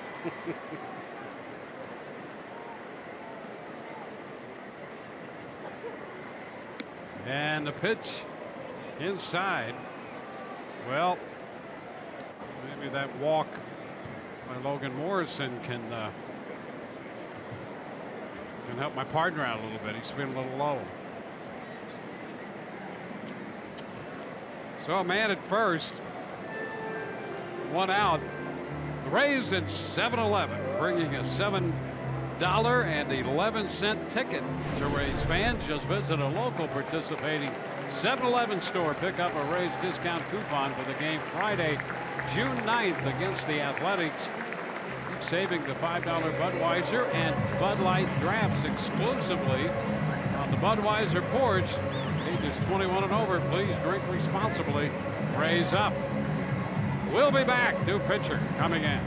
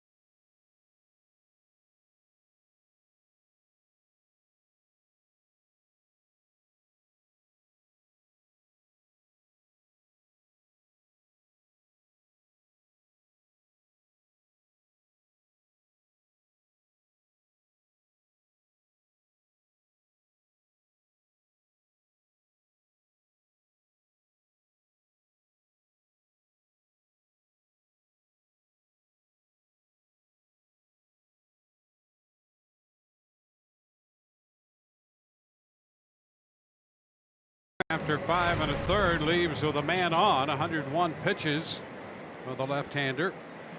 6 strikeouts, a couple of walks, and responsible for Morrison as Steven Souza Jr. steps in against Ryan Presley, 28-year-old right-hander. Well, he's got 19 strikeouts and 15 innings to go along with just 5 walks. Souza fouls it right back out of play. Obviously good velocity on that fastball.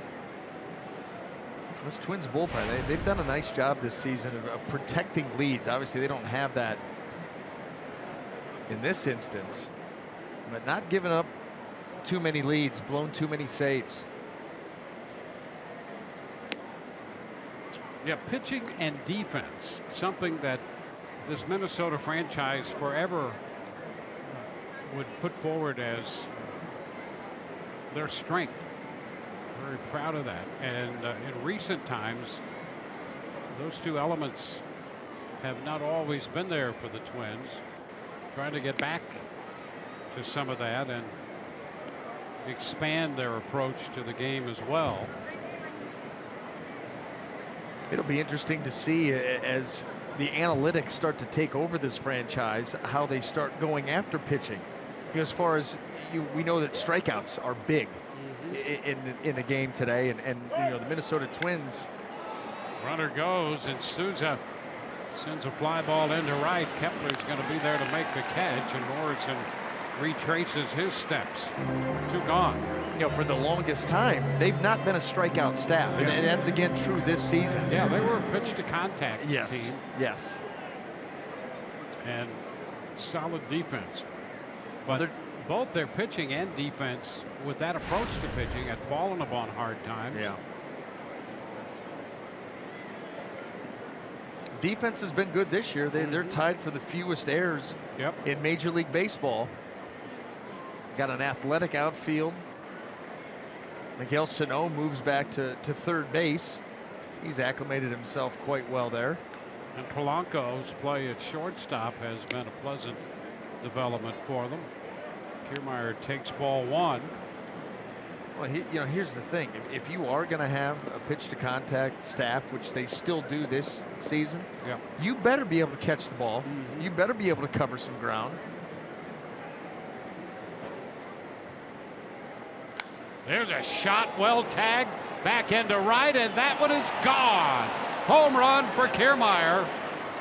A 2-run shot for the Rays center fielder, and that's going to make it a 4-0 game. Kiermaier's 4th home run of the year. So he picks up Morrison, who was inherited by Presley. That run charged to Santiago, and Presley surrenders the home run to Kiermaier. 4-0 Rays. Boy, they want this ball up and in, and it's in, but not quite up near the hands. And Kevin Kiermaier turns and launches. That was a rocket right into that little overhang out there in right field. Had enough juice to sneak over the railing.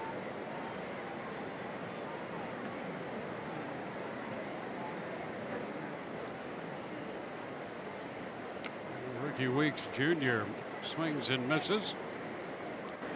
So Kiermaier with a single walk and a home run tonight. The Rays hitting a pair of 2-run homers.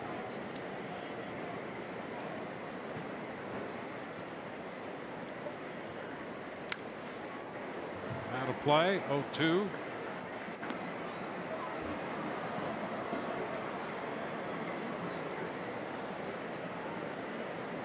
Kiermaier's last home run came on the last road trip in Cleveland. It went off Carlos Carrasco.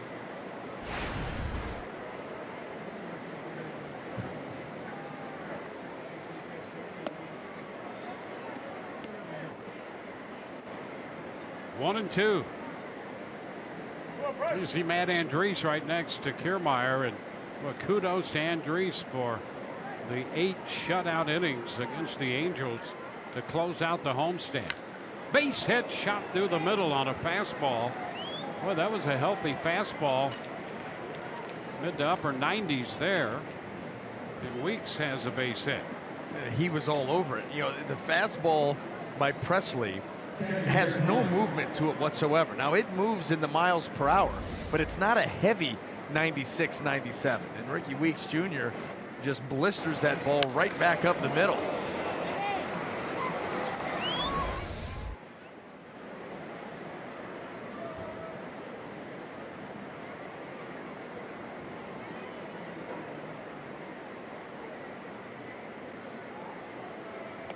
Norris takes a pitch too low. So the line complete. Santiago threw 101 pitches, 68 strikes, gave up 3 runs, 4 hits in 5 1/3, walked 2, struck out 6, and surrendered a home run.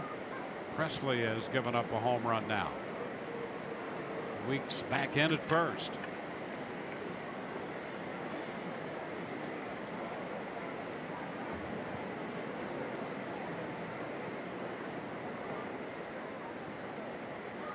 Last year, when the Twins struggled, their bullpen had to cover a lot of innings.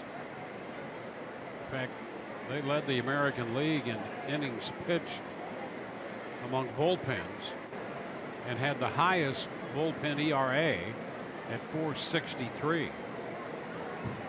That makes for a long season, and you know, it makes sense when you beat down your bullpen. That, you know, it's gonna start to show some cracks, and a bad recipe. That's how you lose over 100 games. 2-1 on Norris. So far this year, with the Twins off to this good start, their rotation, their starters have been 6th in the American League in ERA, and the bullpen 10th. Yep. So they've made some progress. Well, like I said too, they don't blow saves. You know, 3 blown saves. For comparison's sake, the Rays have blown 10. Chop. Polanco takes care of that with a toss to Dozier at second.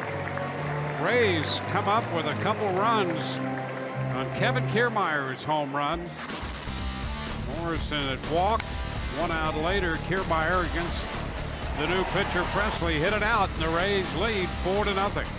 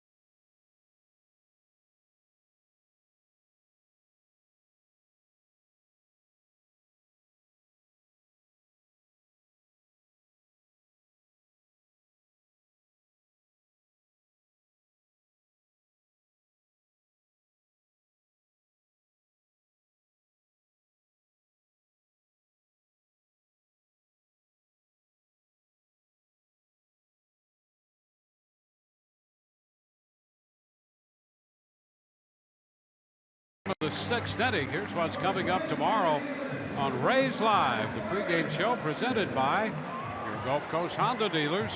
Jake Odorizzi with a mark of 3-2 will be on the hill, and we'll hear from him, and Orestes will break down Twins right fielder Max Kepler.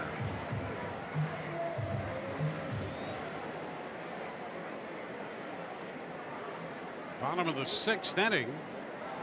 Byron Buxton, who struck out swinging his first time, leads off, hitting 8th. Jason Castro next, and then Brian Dozier, the top of the order. And the pitch is a strike.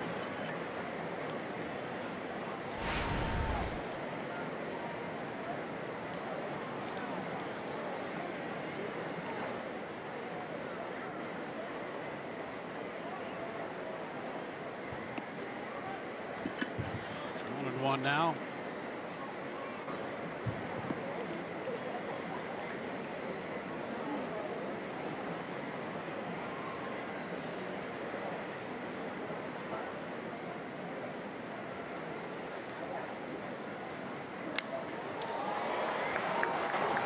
Overly deep. Kiermaier there waiting. That's the first out. Sunday on Fox, the Monster Energy Cup Series heats up under the lights in Charlotte for the longest race of the year. The Coca-Cola 600 at 5:30 Eastern on Fox.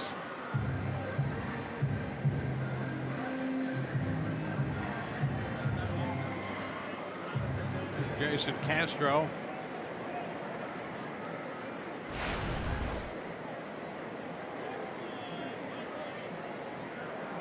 Well, the Twins have one hit tonight, and Castro has that one on a ball that hit the mound and took a tough hop on Tim Beckham, and it went as a hit. I want to know the count here.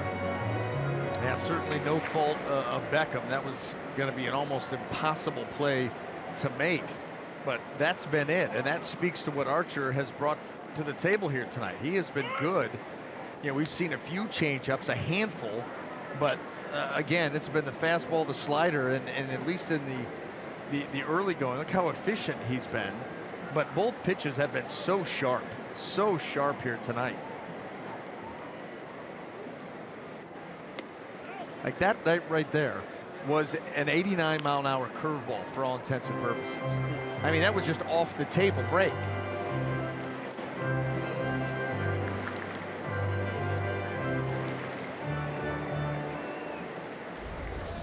And he does that.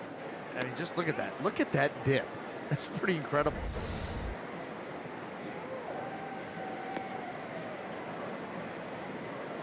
Follow it up with that.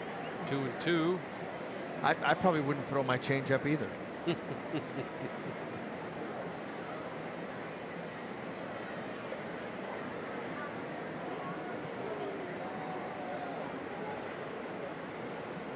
in the bottom half of the 6th inning.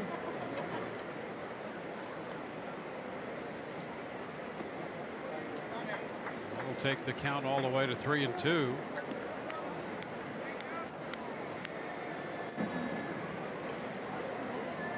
Dozier on deck.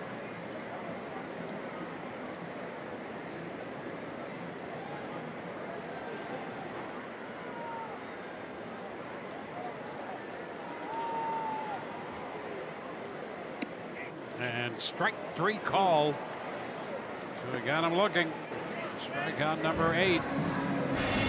Well, Chris Archer started this game by striking out the side in the first. He has 8 through 5 2/3, giving up just the infield hit in the 3rd. And the Rays got a 2-run home run from Logan Morrison in the 4th, and a 2-run home run in the 6th inning from Kevin Kiermaier to build this 4-0 lead in the opening game of the trip. Great pitching, a couple of home runs. The Rays are up. High pop foul. That ball will be just out of play. Well, just over the screen. You know, Dwayne, that's kind of par for the course. You know, the Rays as a starting rotation, as a group, the best ERA in the American League. They're one of the top home run hitting teams in all of baseball. So you get the good starting pitching, you knock a couple out of the ballpark, there it is. And that's why I think that if the Rays get the bullpen situation ironed out, they get that cleaned up, and they get that, you know, moving in the right direction, whether it's guys starting to step up a little bit or just some guys coming back from injury, they got a chance to really be good this season. Beckham throws out Dozier. We're going to go to the 7th. 4-0 Rays.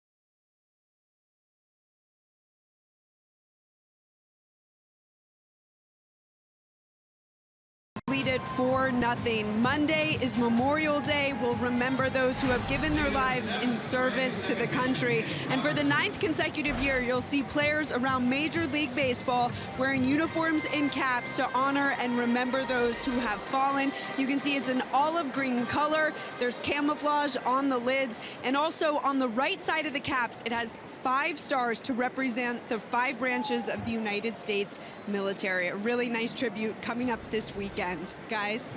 All right, thank you very much. Oh, that cap is so meaningful, and it looks great. 3, 2, 1. And then my phone will go off. My dad inquiring how quickly can I get him one. Yep. I promise you, before this half inning's over. Those will be the ground ball by the mound off the bat of Robertson. He's thrown out Dozier to first. I just have a feeling those will be maybe the most popular promotional caps that baseball has come up with, and they're classic already. Yeah. Look how great that cap is. They're the best edition of a specialty cap by far. I can't get my hands on enough of those right now. I know who, like your dad. Yeah. I mean, absolutely. Yeah, this is happening. Wow, those are going to be great. And I'm going to tell them, if you go to MLB.com with a credit card, you can get 2. Yeah. Swing and a miss by Beckham. He can always count on you. I know that. And we know that too. Our crew knows that. Okay, where's this going? No, I'm just saying. It's just a statement. So the veteran left-hander Greg Breslow throwing out there in the bullpen. I mean some of the things I say. The vast majority, I believe. Yeah. I mean, I know when you're kind of, because you get that look on your face, you got that look, and not many people see it because we're, But yeah, I most of what comes out of your mouth is 100% legit.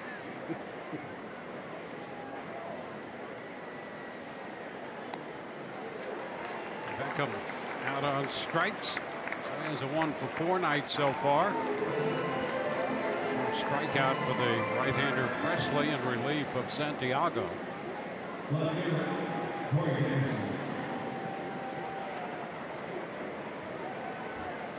Here's Corey Dickerson due up, and before he hits, Paul Molitor out.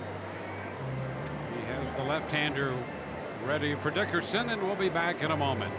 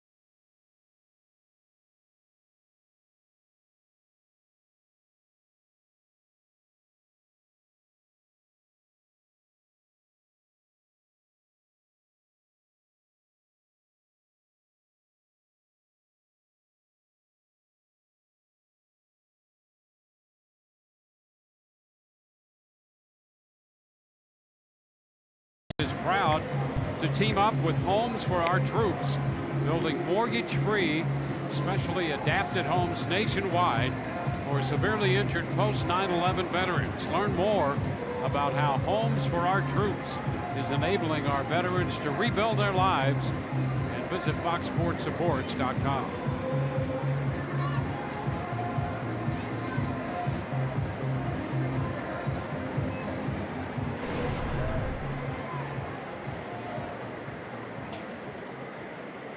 Greg Breslow, the veteran left-hander.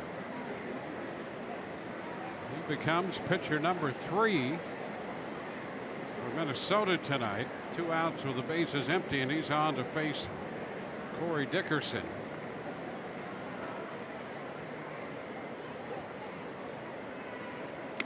Pitch is high. Breslow, graduate from Yale with degrees in I can't even say it. It's so complicated. Molecular biophysics and biochemistry. And he was so proclaimed by the Sporting News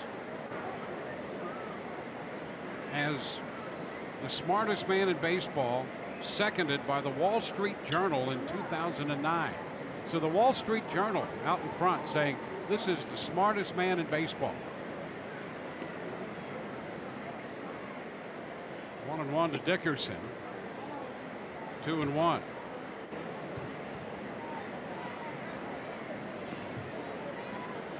But is he street smart? See, that's what we don't know. He can be book smart. That's great. Common sense and street smarts will take you further. Yeah, well, he's hung around baseball for a long time. Well, yeah, it's close. I mean, and he has a great birthday too. What is it? Yours? August the 8th. Yours. Perfect. How about that? Perfect. You're not going to sneak that by this year either. No, yeah, we will. We'll forget about it by then. Oh, no, we won't. He got all the brains, though, for those people born on that day. So the rest of us are just trying to hang around, do the best we can. On the fringes. That's it. That's right.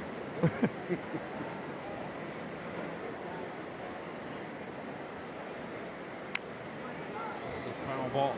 How about that, though? I mean, if you're the guy, and the Wall Street Journal says you, Ryan Anderson, you are the smartest baseball player in the world of all time.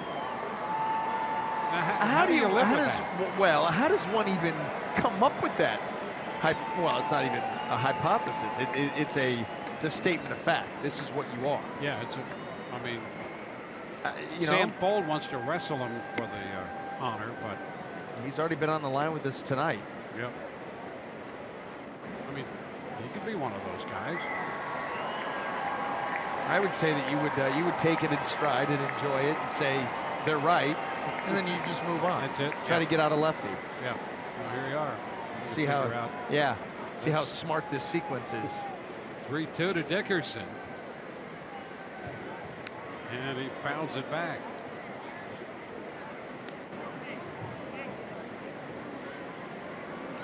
Yeah, an interesting dilemma. Which is tougher, passing a test in molecular biophysics or getting a hitter out in the big leagues? Hitter in the big leagues. And he's dealing with the latter right here. 3-2 to Dickerson, who leads the big leagues in hits right now. At least the American League. Haven't checked what's going on in the National League yet.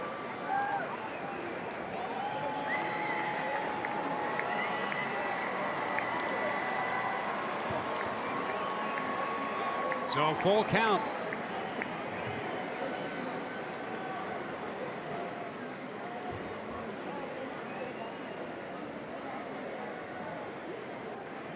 Ground ball to the right side. Dozier at second makes the play. Top of the 7th is over. 7th inning stretch time for the Minnesota fans. 4-0 Rays.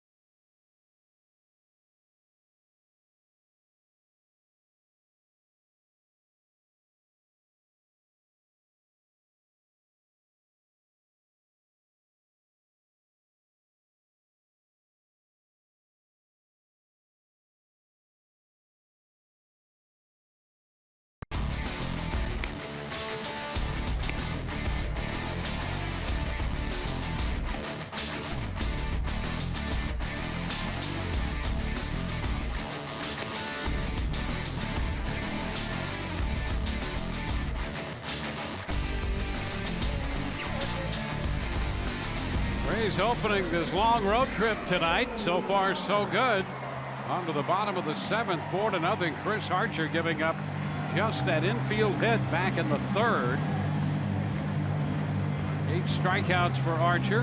He's been supported by Logan Morrison with a 2-run home run and Kevin Kiermaier with a 2-run home run. Good to have you looking in on this Friday night.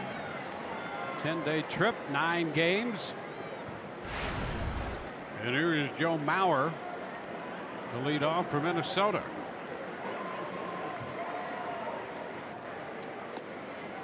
Mauer takes a strike.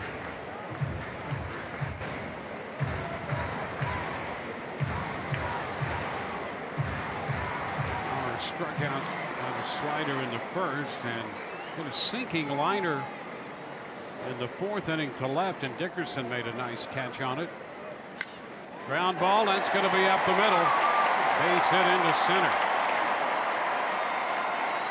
Second hit allowed by Archer. You got to play Joe Mauer honestly, because he will hit the ball all over the place, and we talked about on the ground too. But what it does is it leaves the middle of the field open, and Joe Mauer able to hit that ball hard right back up the middle, and there is nobody there.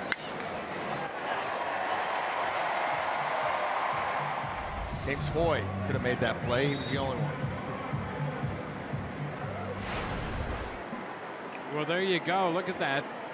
Most of his hits to left. That one up the middle, and just 6 to right field.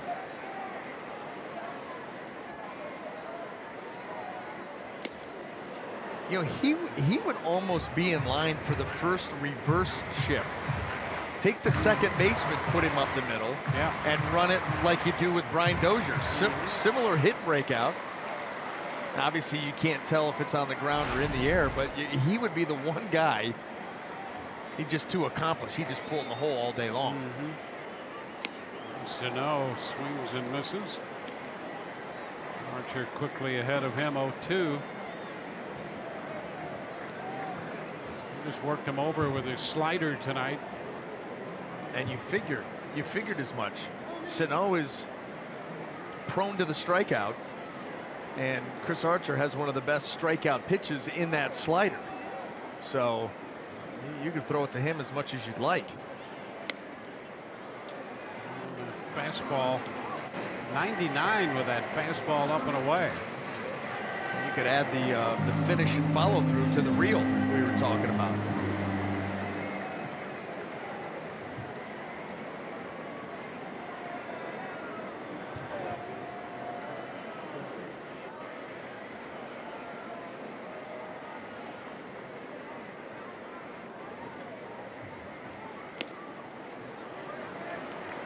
Two balls, 2 strikes.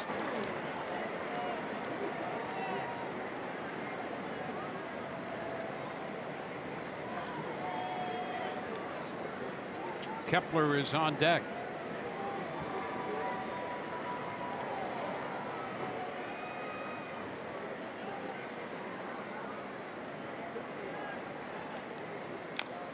Little tapper, that will be foul. Piece of it.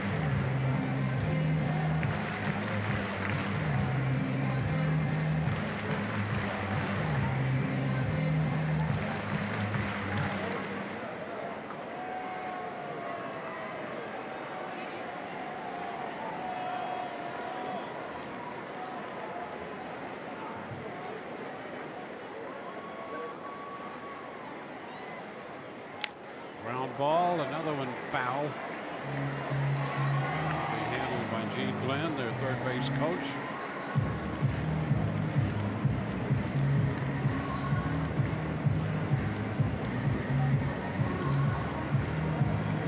Castro, the infield hit in the 3rd. Bauer, the leadoff hit in the 7th. That's all Archer has given to Minnesota tonight.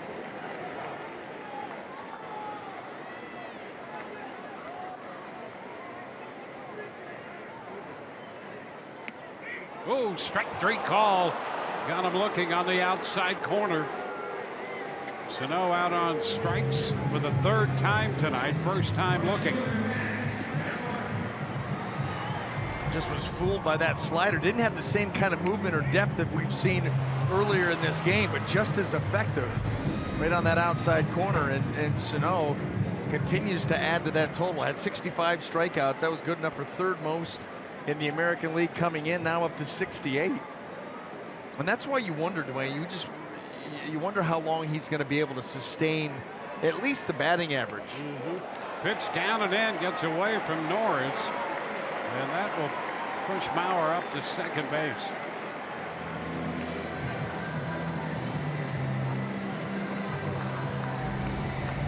Just a yanked fastball. Boy, down and in. Norris did not have a chance. Not at that velocity. It's the fourth wild pitch of the year charged to Archer.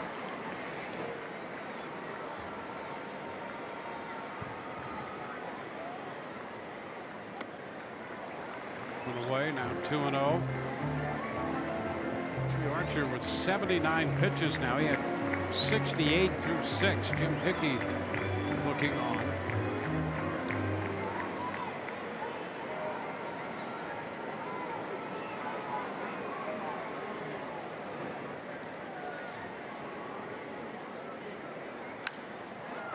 Popped up left side. Beckham out from shortstop. 2 gone.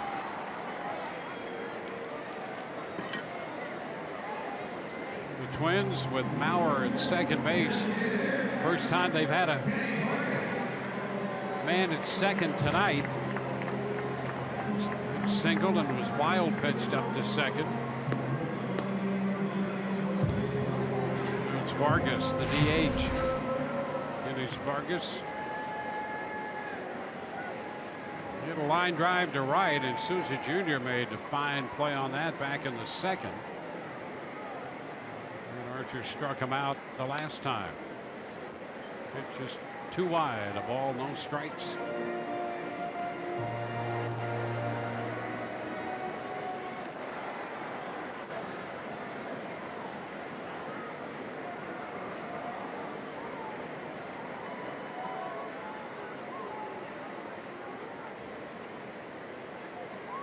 This one will skip to the backstop. Rebounds, and over to third goes Mauer.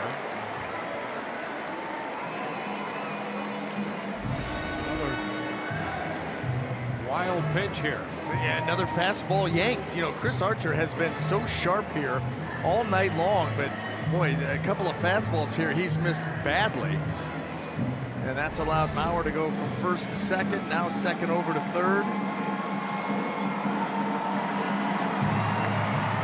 Been so good with his command here.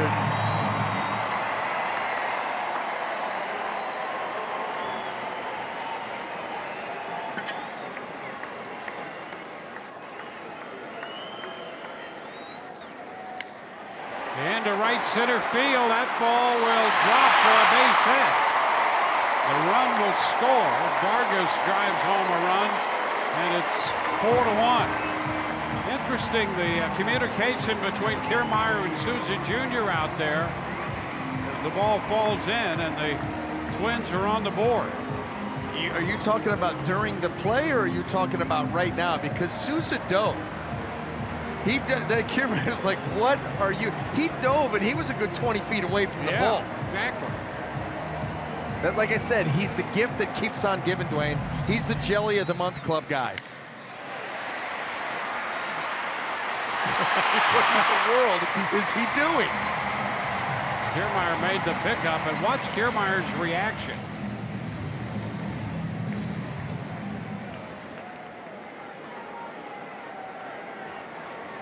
He wanted to make sure that he actually saw what he thought he saw. That is too good. That, I mean, I don't even know.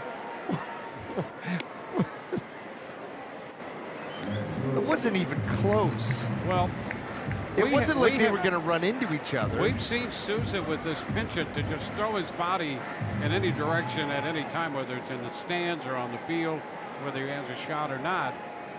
And he just felt like laying it out there on the turf in right center field. Yeah, let's go back and check this one more time. I mean, he's 15 feet from that ball. So good. It is so good, and he's enjoying it too.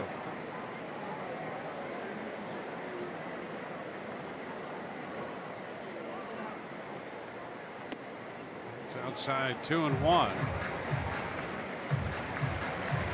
Vargas picking up his 19th run, batted in. Meanwhile, Archer back here trying to end the inning. He has not had an inning extended as much as this one has been all night.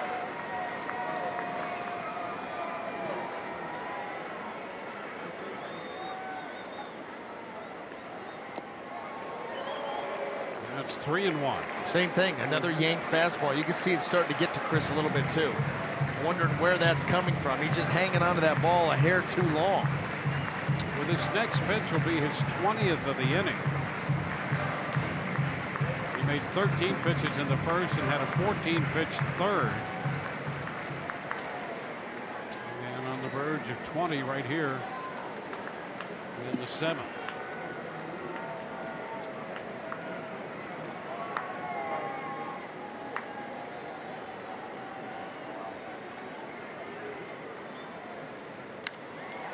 Lifted into left. Dickerson remains upright and makes the catch. And so at the end of 7, the Rays lead the Twins 4-1.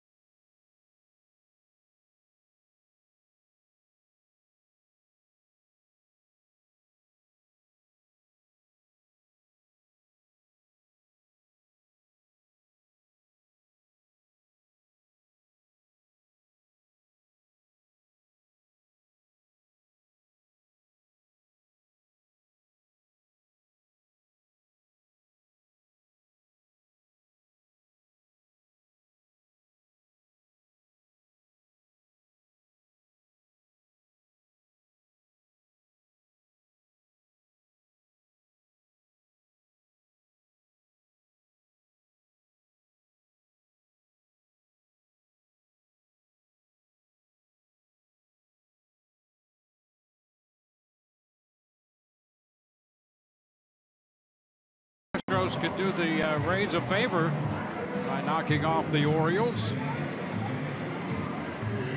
And they have the lead right now.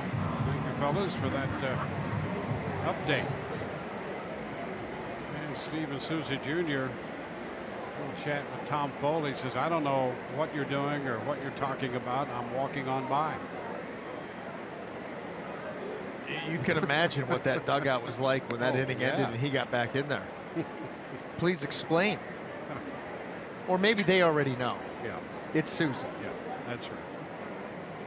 But that was an epic Souza moment. Evan Longoria leading off. The second pitch of the inning is a ball. Just a little wide there. First one was high. 2-0 the count. Greg Breslow. Pitcher number 3 for the Twins.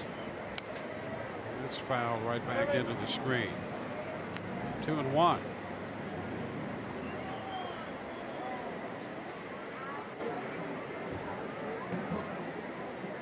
Archer, a 20-pitch inning, has a 4-1 lead. 2-run homer by Morrison in the 4th, 2-run homer by Kiermaier in the 6th. Longoria shoots it into left, and Rosario is there to run it down and make the catch. Longoria making a bid for an extra base hit, denied by Rosario. There's some of that athleticism, Dwayne, we were talking about defensively with this Twins team, specifically, in the outfield. Well, the Twins believe they have gotten better defensively, and Rosario made a nice running catch there.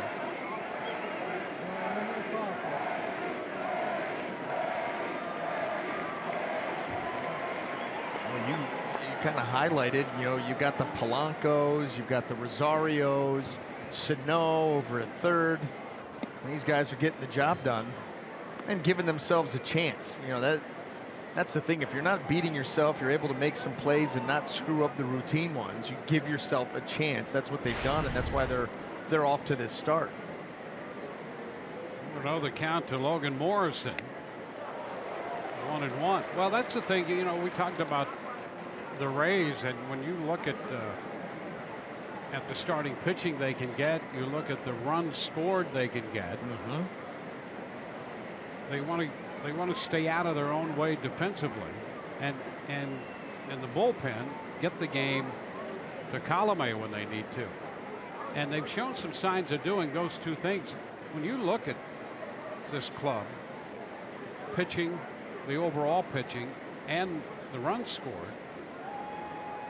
you figure this they should have a winning record, and when they have not, it's when plays that should have been made haven't been made, and you give the opposition an extra out or two, things like that. And if you can tidy that up, it could be very interesting. The leads that you give away, the Rays have, let me get the exact number here, Dwayne. Dozier throws out Morrison. When you talk about leads lost and resulting in losses, they've had a lead in 43 of the 50 games they've played. They've held the lead. It's the highest percentage in Major League Baseball, and yet still you sit at just 500. Pitching change coming, and we'll be back in a moment.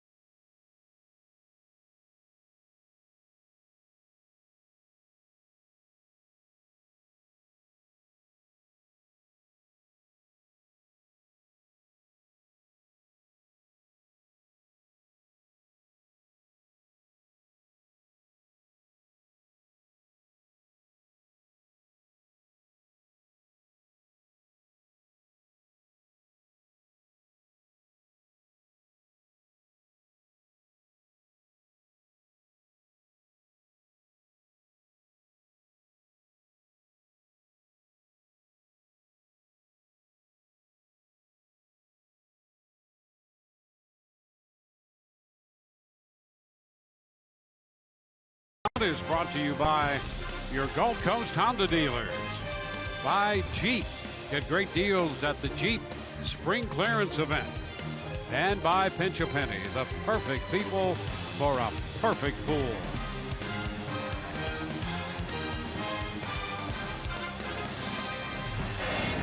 We're in the top of the 8th inning. Here's our Geico great moment, and Steven Souza Jr.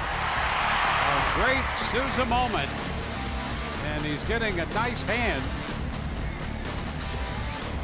Souza will be up here. They displayed that clip on the big screen here at Target Field, and the fans have become instant Souza fans. Did you see even Kiermaier in the dugout couldn't still wrap his mind around it? Like, what in the world is going on with this guy? That is just too funny. Big smile, and now he steps in. 1-0 the count.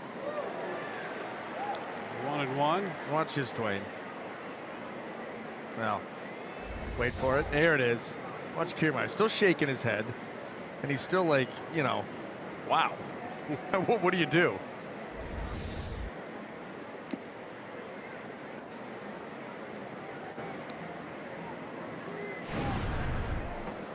Matt Belisle making his 19th appearance. Niner. You got a niner. How about that? Out on the mound. There's a drive high and deep to left, and Souza hits it into the second deck. Steven Souza Jr. connects on that pitch, and the Rays again have a 4-run lead. Souza's 8th home run of the year, so he caps off his little dive out there into right center field with a long home run here in the 8th inning.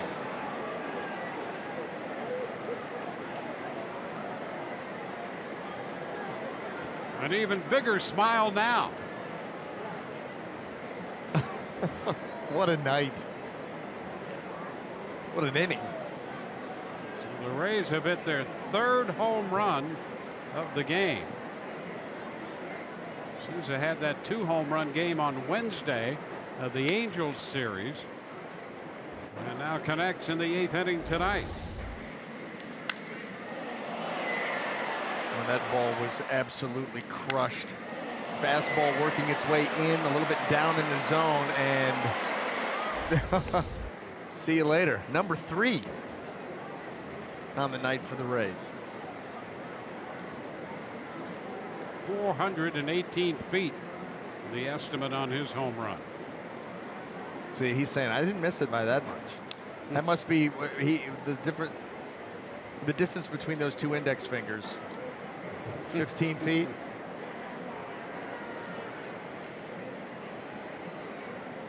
What went farther, or what was the bigger distance? How far short he was on the line drive dive, or the home run? 2-2. Well, he got a great reaction for the dive in right center field, and played it off rather well, and capped it with the home run. Now a full count to Kevin Kiermaier.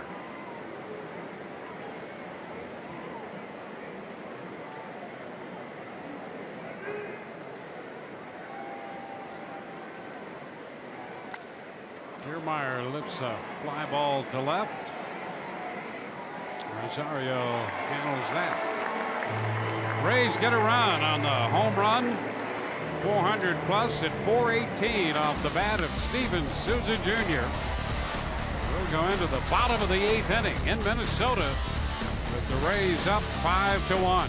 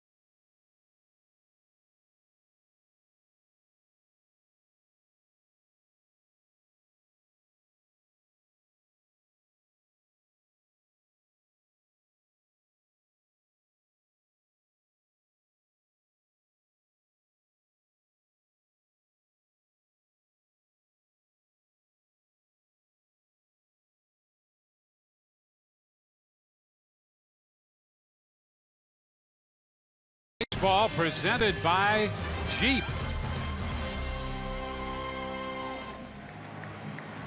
Steven Souza Jr. An entertaining bottom of the 7th, and an entertaining and even more productive top of the 8th with a home run. Back out there in right field for the bottom of the 8th inning with the Rays holding a 5-1 lead. Eddie Rosario leads off for Minnesota with Chris Archer on the hill to open the 8th.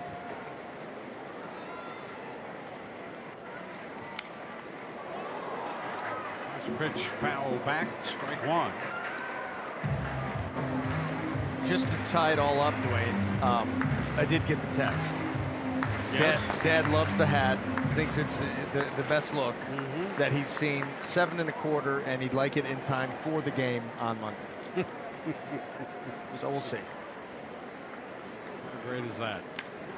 Fly ball back into left field. Dickerson will go to the wall. It's over his head, off the wall, extra bases. Rosario makes a turn and holds at second base. And who threw the ball in? You know, Well, that's a fly ball, Dwayne, to straightaway left field, and Corey Dickerson got turned around. It's a play that you had a chance to make, but he got turned around, and that ball ended up almost behind him, off the bat of Rosario. But Kevin Kiermaier comes all the way over from center field, and he's the one that's going to end up throwing it in. That ball just got over Dickerson's head and got him turned around. And Kiermaier, look how much ground he covers. You talk about having a teammate's back. That's straight away left field. Yeah, close to the line. Yeah. Amazing. Well, he's got energy to burn, and he's going to back up and help out any way he can. Here's Buxton. Fouling it back, strike 1.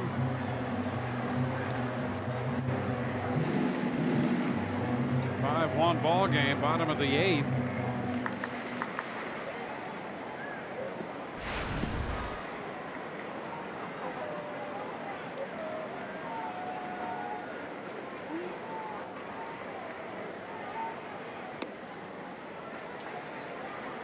One. Buxton up with Castro on deck. And the order would swing around to Dozier.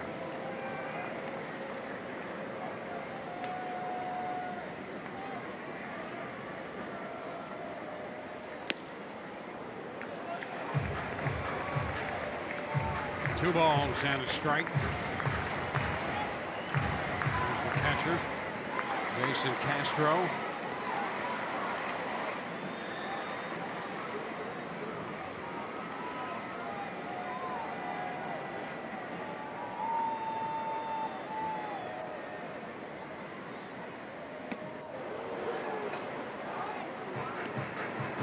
Pitch there, 2-2.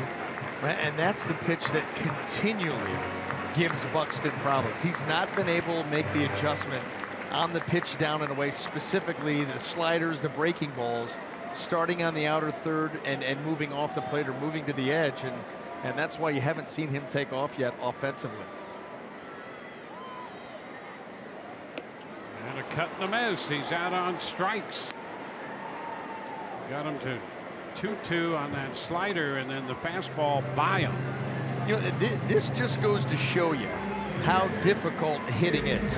Byron Buxton, you would never question his athleticism. We've seen him run, the way that he can cover ground, play defense, all of those things. Tremendously gifted athlete. Hitting the baseball has been extremely difficult for him in the big leagues. Yeah, there's no question, great athlete. You know, we were talking about 5-tool players the other day. Yeah. And he's the kind of athlete who you could say, this guy could be. You got to hit first. Right. And with power. But he's a great athlete. There's no question about that. No, one of the best in the game, but hitting's a skill. It's such a skill that you have to refine, and as we've mentioned numerous times, how good the stuff is in the game at this time. You know, the velocities on the fastballs and the sliders and the break and the spin and all of that stuff just adds to it. 1-1 to count on Castro. The strikeout of Buxton, the 10th of the night for Archer. That's now what 4 of his last 5 starts have been double-digit punch-out games.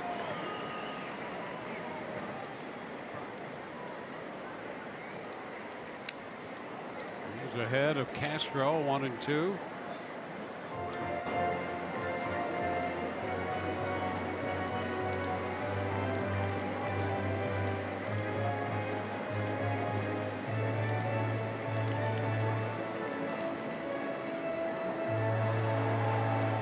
Five 7-0 for the Rays, 1-4-0 for the Twins.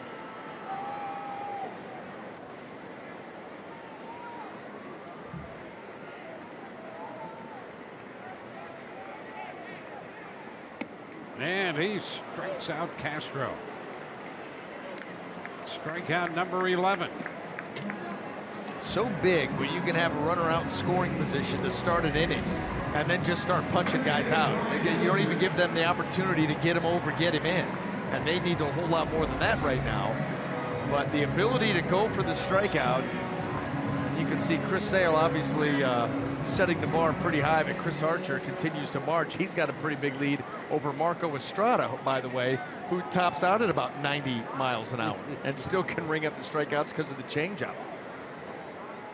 Brian Dozier, ground ball, and that ball is through into left for a base hit, and here comes the run in to score. Rosario scores on Dozier's base hit to make it 5-2. Boy, and he snuck it right through the Rays defenders. They had him pretty well pulled over there. We talked earlier in the game about Brian Dozier loves to pull the baseball, Rays with the shift, and he's still able to hit it hard enough that he splits Robertson and Beckham, and the Twins get their second run.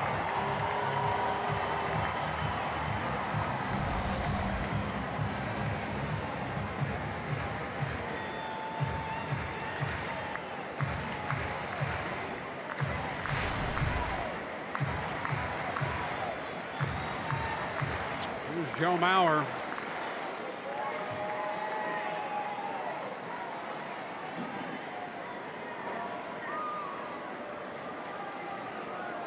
Mauer scored the first run.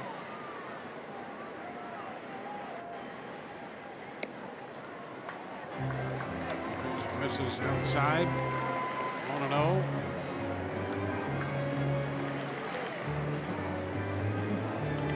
He's got the big lefty. Alvarado up in the bullpen. Alex Colomé moving about out there as well.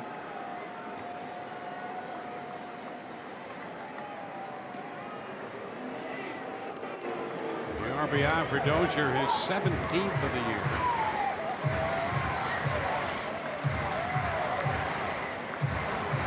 Colomé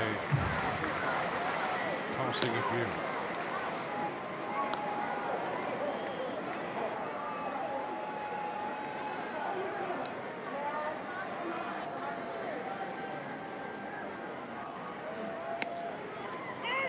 Strike, 1-1.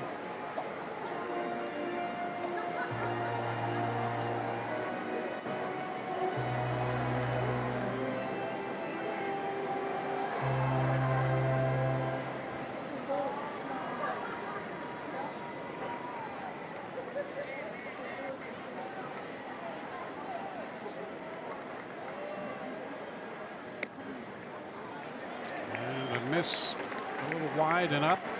2-1. There's Sano on deck.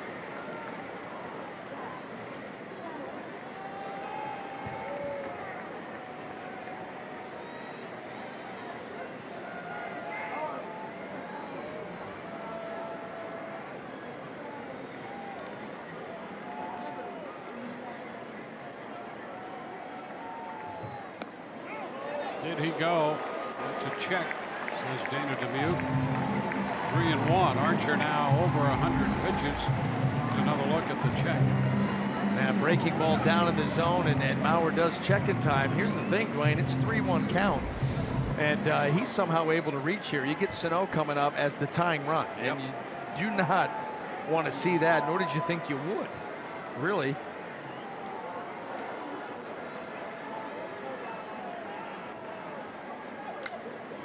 fouled back. You know, 3 strikeouts or not, that's kind of his game. Punch out, and then he runs into one and hits it 450 feet. And that's what those two right there are thinking about, Kevin Cash and Jim Hickey. What they're really hoping for is Archer just puts Mauer away and ends this inning. The count is full.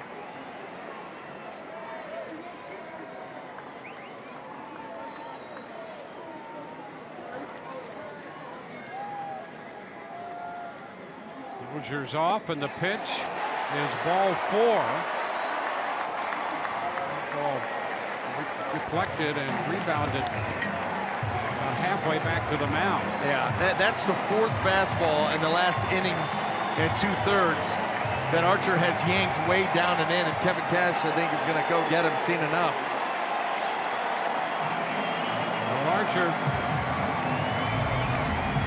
gives up the walk here to Mauer. Right off the shin guard of Guccione. But again, you know, Derek Norris is set up away, and that ball yanked down and in. Pitching change for the Rays. Back in a moment.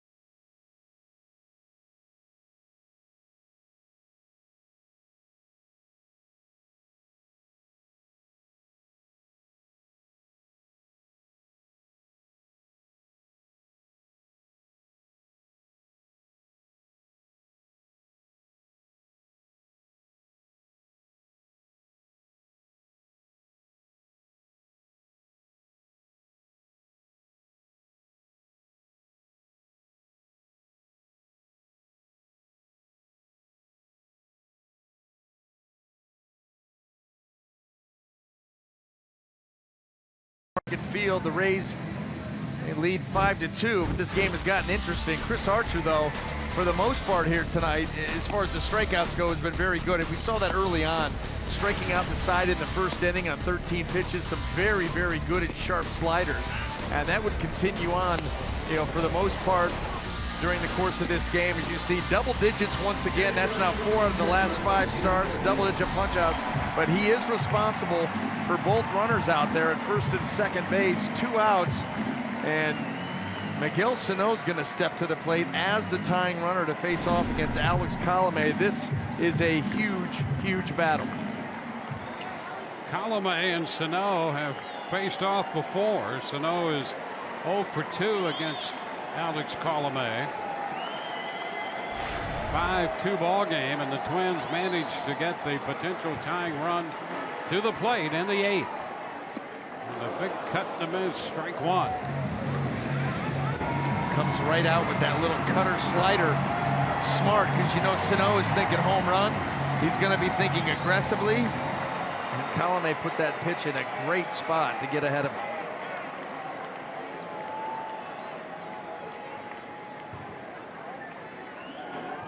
Your second, Mauer at first. 1-1. Rosario opened with a double off the left field wall. And Archer struck out Buxton and Castro. Dozier got the base hit to drive in the run. The following walk to Mauer. So 7 2/3 for Archer. Colomé inherits 2 runners with 2 outs in the 8th.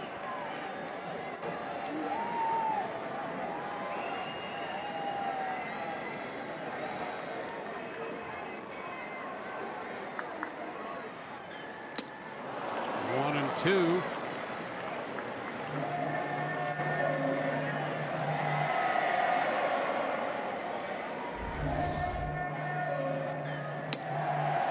Just a little dip at the end. He also had Sano a little out in front.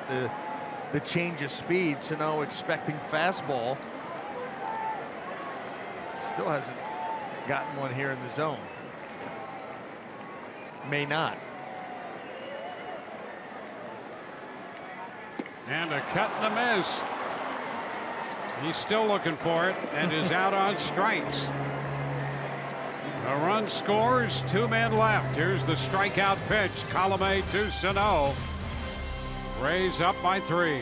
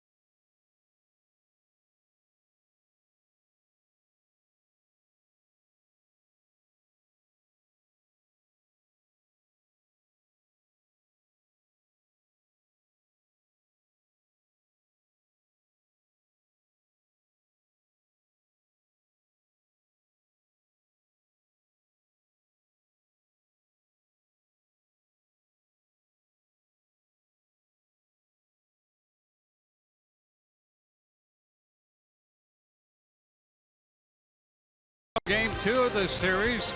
Jake Odorizzi on the hill for the Rays, who has been very good all year, but certainly in his last 5 starts. Our coverage begins at 1:30 on Fox Sports Sun.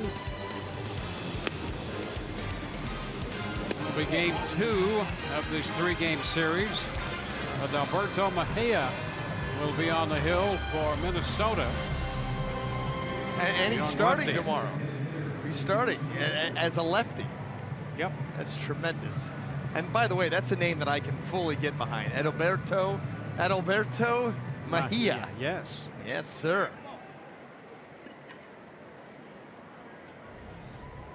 We go to the 9th inning. Ricky Weeks Jr.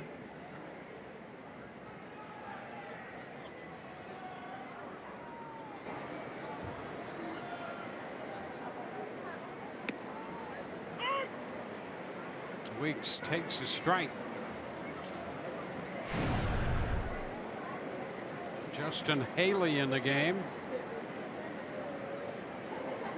9th time. ERA about 6.5. You see the innings, the strikeouts.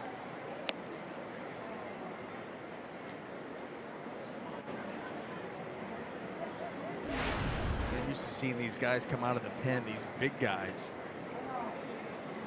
and coming downhill at you with mid-90s fastballs. You see Haley upper 80s, low 90s, that slower breaking ball at curveball 72.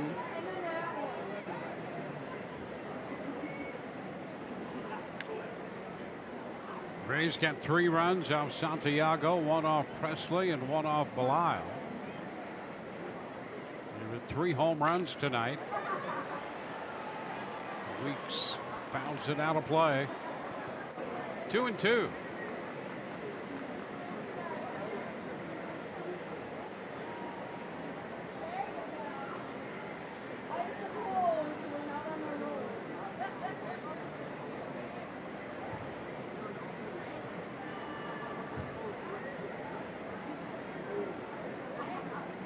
Morrison, Kiermaier, and Souza Jr. have homered tonight. And Weeks. There's a full count.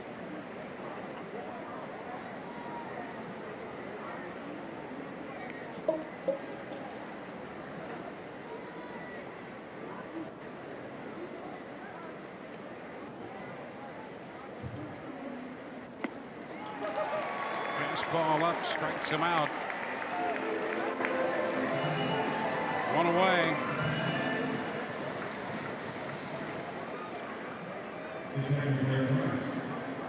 Derek Norris.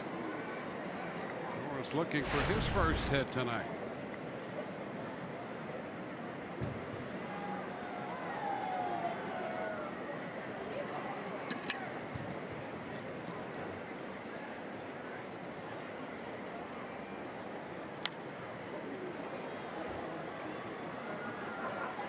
Strike the count.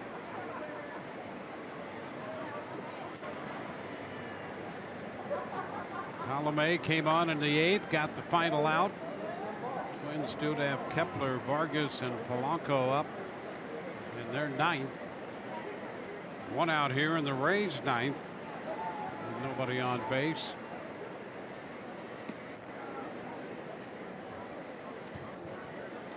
One count.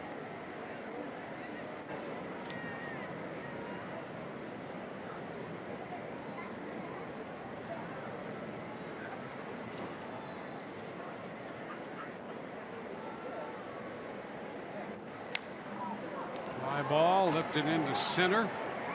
Buxton waiting for that one to come down. 2 outs. You just can't wait back long enough. That curveball's so slow. And Derek Norris just kind of out in front, pop that ball up. Maybe that's the way to go, Dwayne. If you can't put a complete bullpen together of guys that are throwing 100, you just go in the opposite direction. You get the big, tall right-hander that throws 89, 90 with a 70-mile-an-hour curveball. Well, Daniel Robertson up here. Let's see what he can do.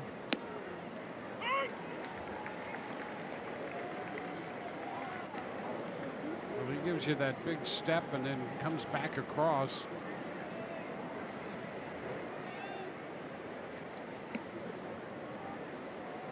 One ball, one strike.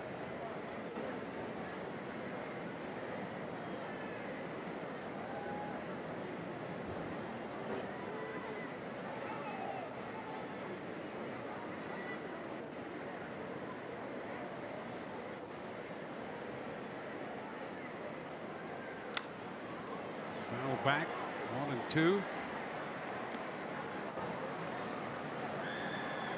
Oakland beat the Yankees 4-1. Adam Wilk, the lefty, up in the bullpen. Toronto won. They beat Texas 7-6. Boston over Seattle 3-0, and Houston beat Baltimore 2-0. So 2 of the 3 teams in front of the Rays have lost.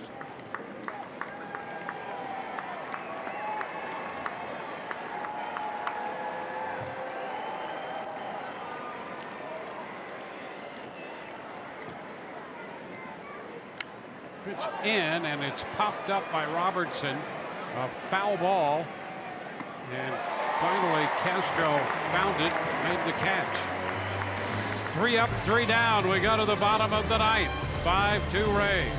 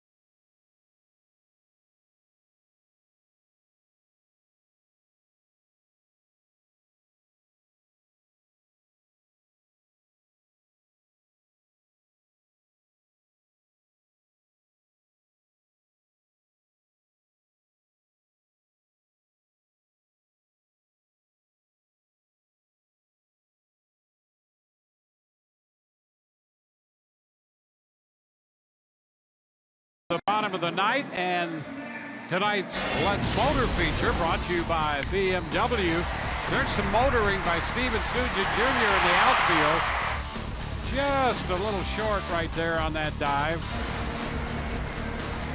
The ball wasn't even in the shot. But he didn't miss anything here.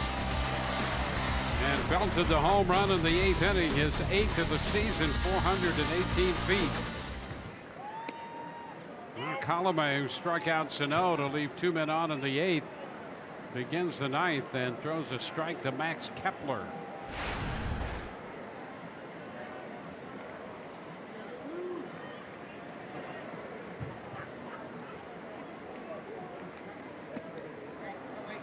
It's 1-1. Kepler, a couple of ground ball outs, one to short, one to second. And popped out his last time.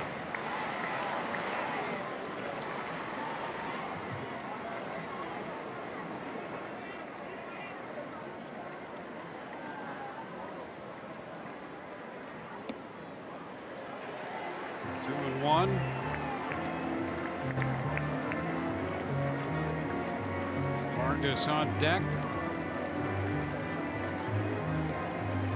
7 2/3 for Archer. 11 strikeouts, a walk, 2 runs, 5 hits, made 106 pitches. 71 for strikes.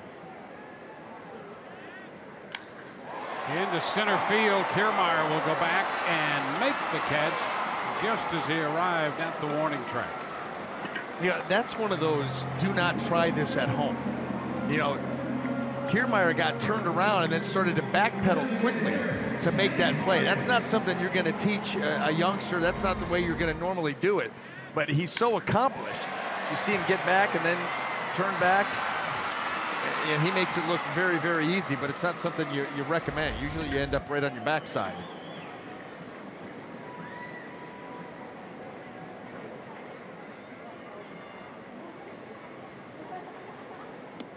Now the pitch is a strike to Vargas.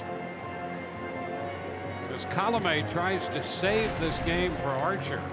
If he does, it will be only the 2nd save he has put up on behalf of Chris Archer.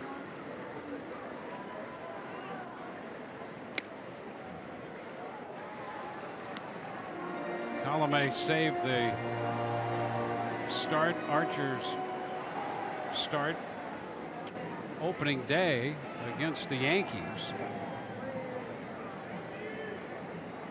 And now trying to save this one. The line in left, that's going to slice out a play. That has to be an error.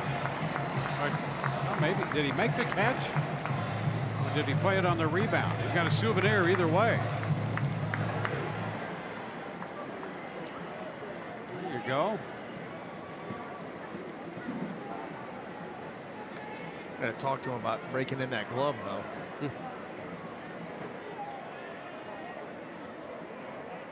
1-2.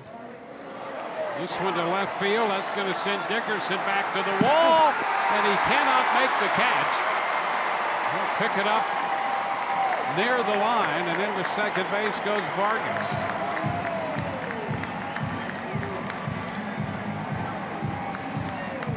A 1-out double in the bottom of the 9th. We'll have to take a look at this and see where this went wrong. Vargas gets into it pretty good, down and in. He just kind of inside outs it, but he's a big guy with some pop.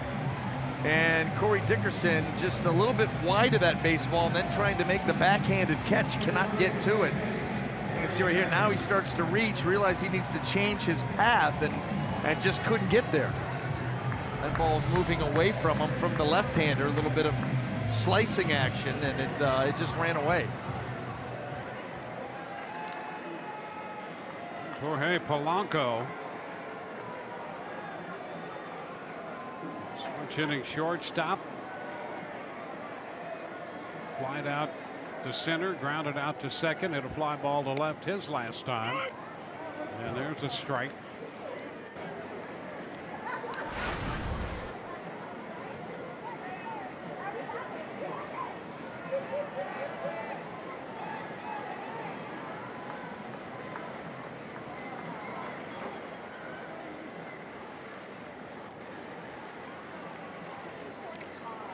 bunt attempt, and that's foul right back into the stream.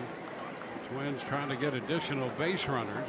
And I'm not sure how they were going to do that because Evan Longoria was almost shaking hands with him.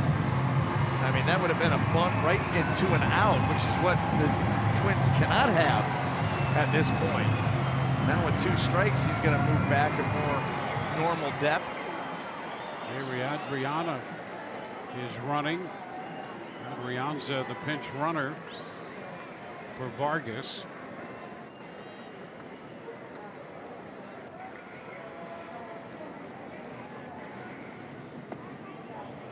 It's a little bit low there to Polanco.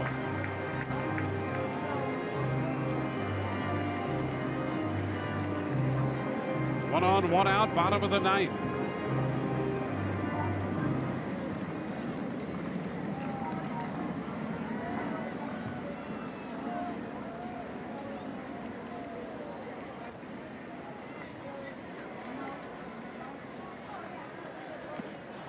Swing and a miss. That takes care of Polanco. Now, where did that ball go? I'll tell you, Colome really dialed up that breaker. Makes it so effective as he throws it right out over the plate, and then it just is gone. Wow. Late and sharp.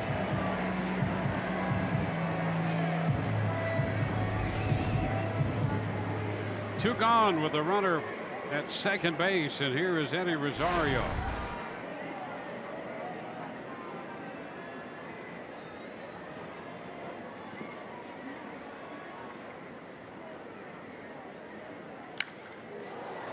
It's going to be out of play, a foul ball.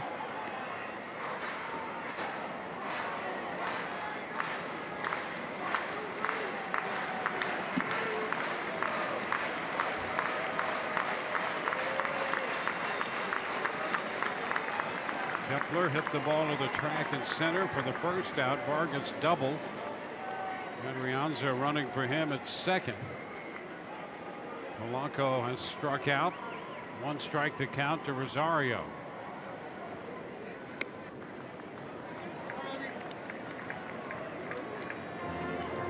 One.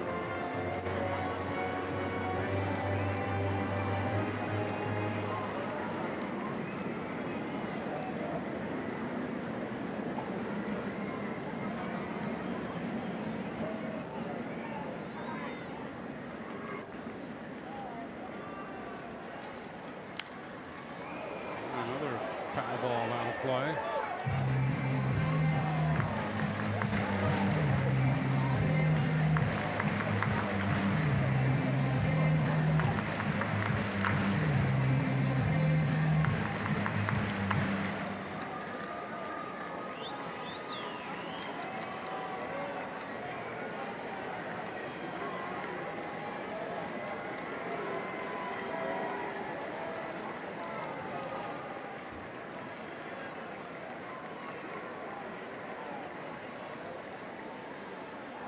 And a ground ball by the mound. That'll be picked up by Beckham, and the throw to first. Rays are winners tonight.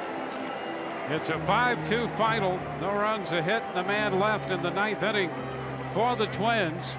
And the Rays have taken the first game of this road trip and the first game of the series. Archer will go to 4-3. Santiago, the loser, also 4-3. Brian Anderson and Alex Cordery, Dwayne Stats. Hope you've enjoyed the telecast. Rays Live, the postgame presented by WB Mason is next.